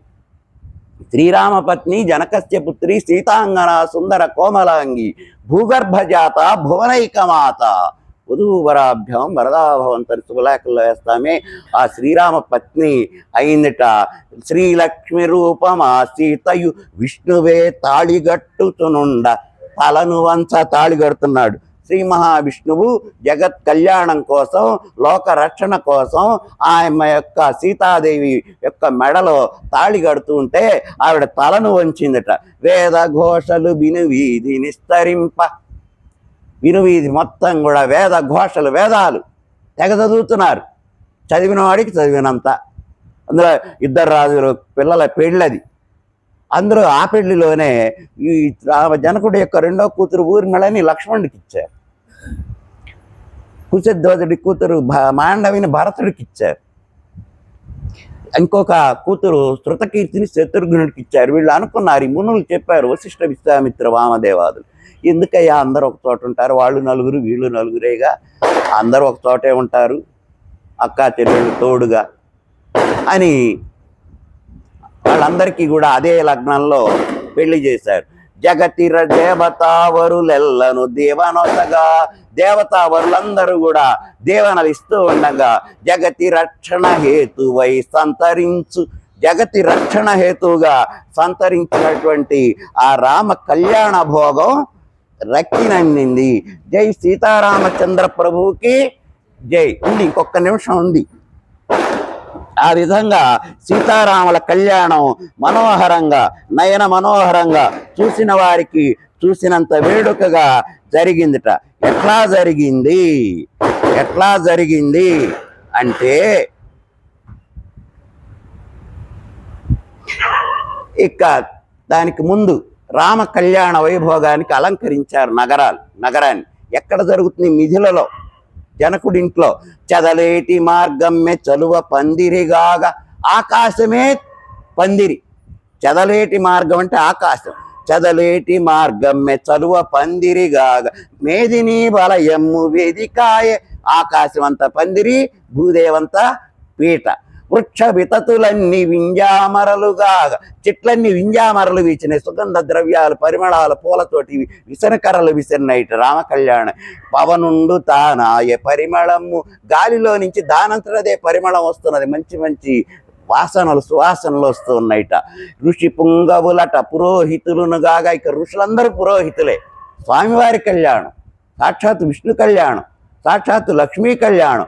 ఋషి పుంగవులట పురోహితులను గాగా. గంధర్వ గానాలు గగనమంటే. ఇక గానం చేసేవాళ్ళు వచ్చారు, పాటలు పాడేవాళ్ళు, కిన్నరులు, కింపురుషులు, సిద్ధులు, సాధ్యులు, ఇట్లాంటి చారణ గణం అంతా వచ్చి గంధర్వ గానాలు చేస్తున్నాయి ఆకాశం అంతా కూడా. వైకుంఠవాసుడే వరుడు రాముడుగాగా. వైకుంఠవాసుడే వరుడు రాముడు. అక్కడ వధువు సీతగా చేరే వైష్ణవికను. వధువుగా సీతగా ఎవరొచ్చారు? వైష్ణవే, ఆ లక్ష్మీదేవే వచ్చింది. జగతి రక్షణ హేతువై సంతరింప దాశరథియు ధరణిజకు తాళిగట్ట. ఆ దాశరథి దశరథ మహారాజు పుత్రుడు దాశరథి ఆ ధరణిజకి భూమి పుత్రిక అయినటువంటి సీతాదేవికి, ఆమె భూమిలో నుంచే కదా పుట్టింది, భూమిజ అభనిజ అయోనిజ కదా, మురిసే ధరణిజకు తాళి గట్ట మురిసే ముత్యంపు తలంబ్రాలు శిరసులందు మేటి కళ్యాణ వేళ నామిదిల నగరి. ఇక రామచంద్రుడు సీతాదేవి కళ్యాణ తలంబ్రాలు పోసుకున్నారు. ఆ కళ్యాణ తలంబ్రాలే మనకి శ్లోకం వేస్తాడు. ఎట్లా మనకి జానక్యా కమలామలాంజలి పుటేయా పద్మరాగాయితా, జనకుడి కూతురైనటువంటి జానకి చేతిలో అమ్మ పాప చేతులు ఇట్లా ఎర్రగా ఉన్నాయి. ఆ ఎర్రటి చేతుల్లో జనకుడు ముత్యాల తలంబ్రాలు ఏర్పాటు చేశాడు పెళ్లికి. ఆ ముత్యాల అమ్మ దోసిట్లో పట్టుకుంటే ఈవిడ యొక్క కర పద్మాలు లాంటి చేతుల్లో ఆ తెల్లటి ముత్యాలు ప్రతిఫలించి ఎట్లా ఉన్నాయంటే పద్మరాగమణుల్లాగా ఉన్నాయట. పద్మరాగమణులు అంటే ఒక రకమైన దానిమ్మ గింజల లాగా మెరుస్తున్నాయిట. ఇక అవి అక్కడ ఉంచదుగా, లేకపోతే తన ఎత్తున పోసుకోదుగా, ఏం చేస్తుంది, తీసుకెళ్ళి రాముడి తల మీద ఉంచింది. నీరజాప్తాన్వయు నీలకుంతలముల మధుర పరిమళంపు మల్లెలగుచు, అవి తీసుకెళ్ళి ఆ స్వామివారి నెత్తిన అట్లా ఉంచింది.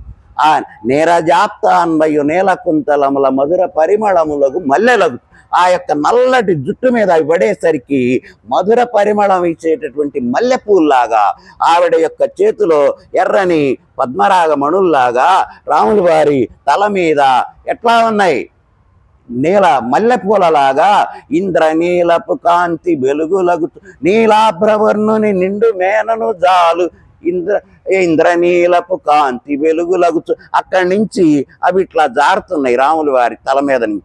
జారుతూ ఉన్నప్పుడు ఆయన యొక్క నీలమేఘశ్యాముడు కదా, మేఘశ్యామలమూర్తయే వేదాంత వేద్యాయ మేఘశ్యామలమూర్తయే పుంసామోహన రూపాయ పుణ్యశ్లోకాయ మంగళం కదా.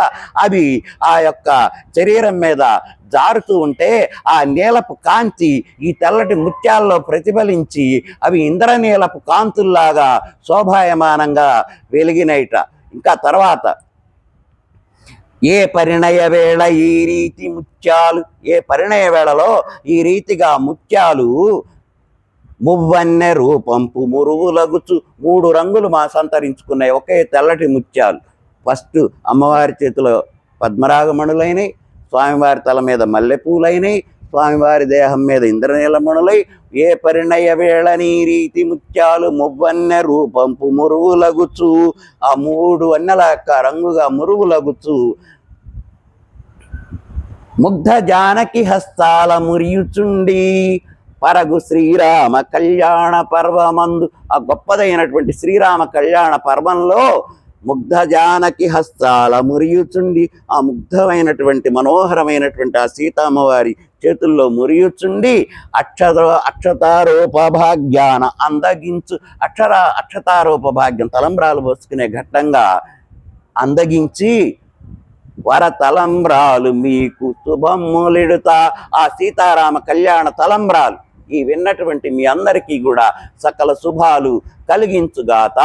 ఆ విధంగా బ్రహ్మాండంగా సీతారామ కళ్యాణం, ఆకాశం అంత పందిరి, భూదేవంత పీట, ముత్యాల తలంబ్రాలు, జానక్యాః కమలామలామలాంజలి పుటే యా పద్మరాగాయితాః న్యస్తారాఘవమస్తకే చ విలసత్కుంద ప్రసూనాయితాః స్రస్తాశ్యామల కాయకాంతి కలిత యా ఇంద్రనీలాయితాః ముక్తాస్తా శుభదా భవంతు భవతాం శ్రీరామ వైవాహిక.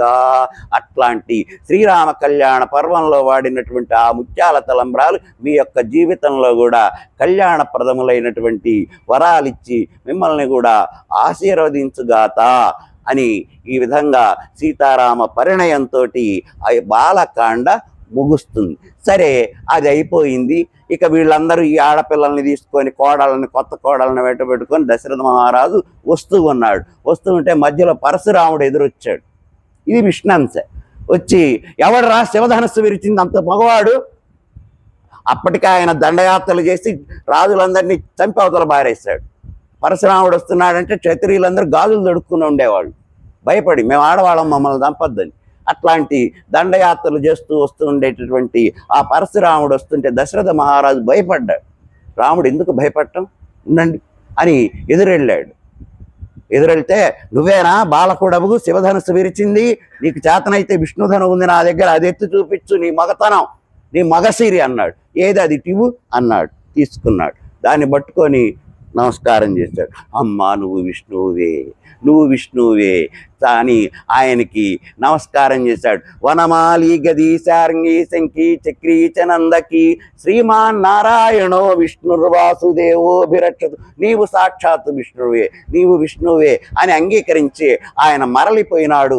ఇక ఆ తర్వాత వీళ్ళందరినీ తీసుకొని దశరథ మహారాజు ఇంటికి వచ్చాడు. అంతఃపురంలో బ్రహ్మాండంగా మళ్ళా వేడుకలు చేశారు. ఒక 6 నెలల పాటు అయోధ్య నగరం అంతా సందడిగా, ఎవరు ఇంట్లో పొయ్యి వెలిగిస్తారా, రోజు కొలువులోనే భోజనాలు. ఎంత బాగుంటుందో. అందున రాజాన్నాలు, పొద్దుట అక్కడే, సాయంత్రం అక్కడే.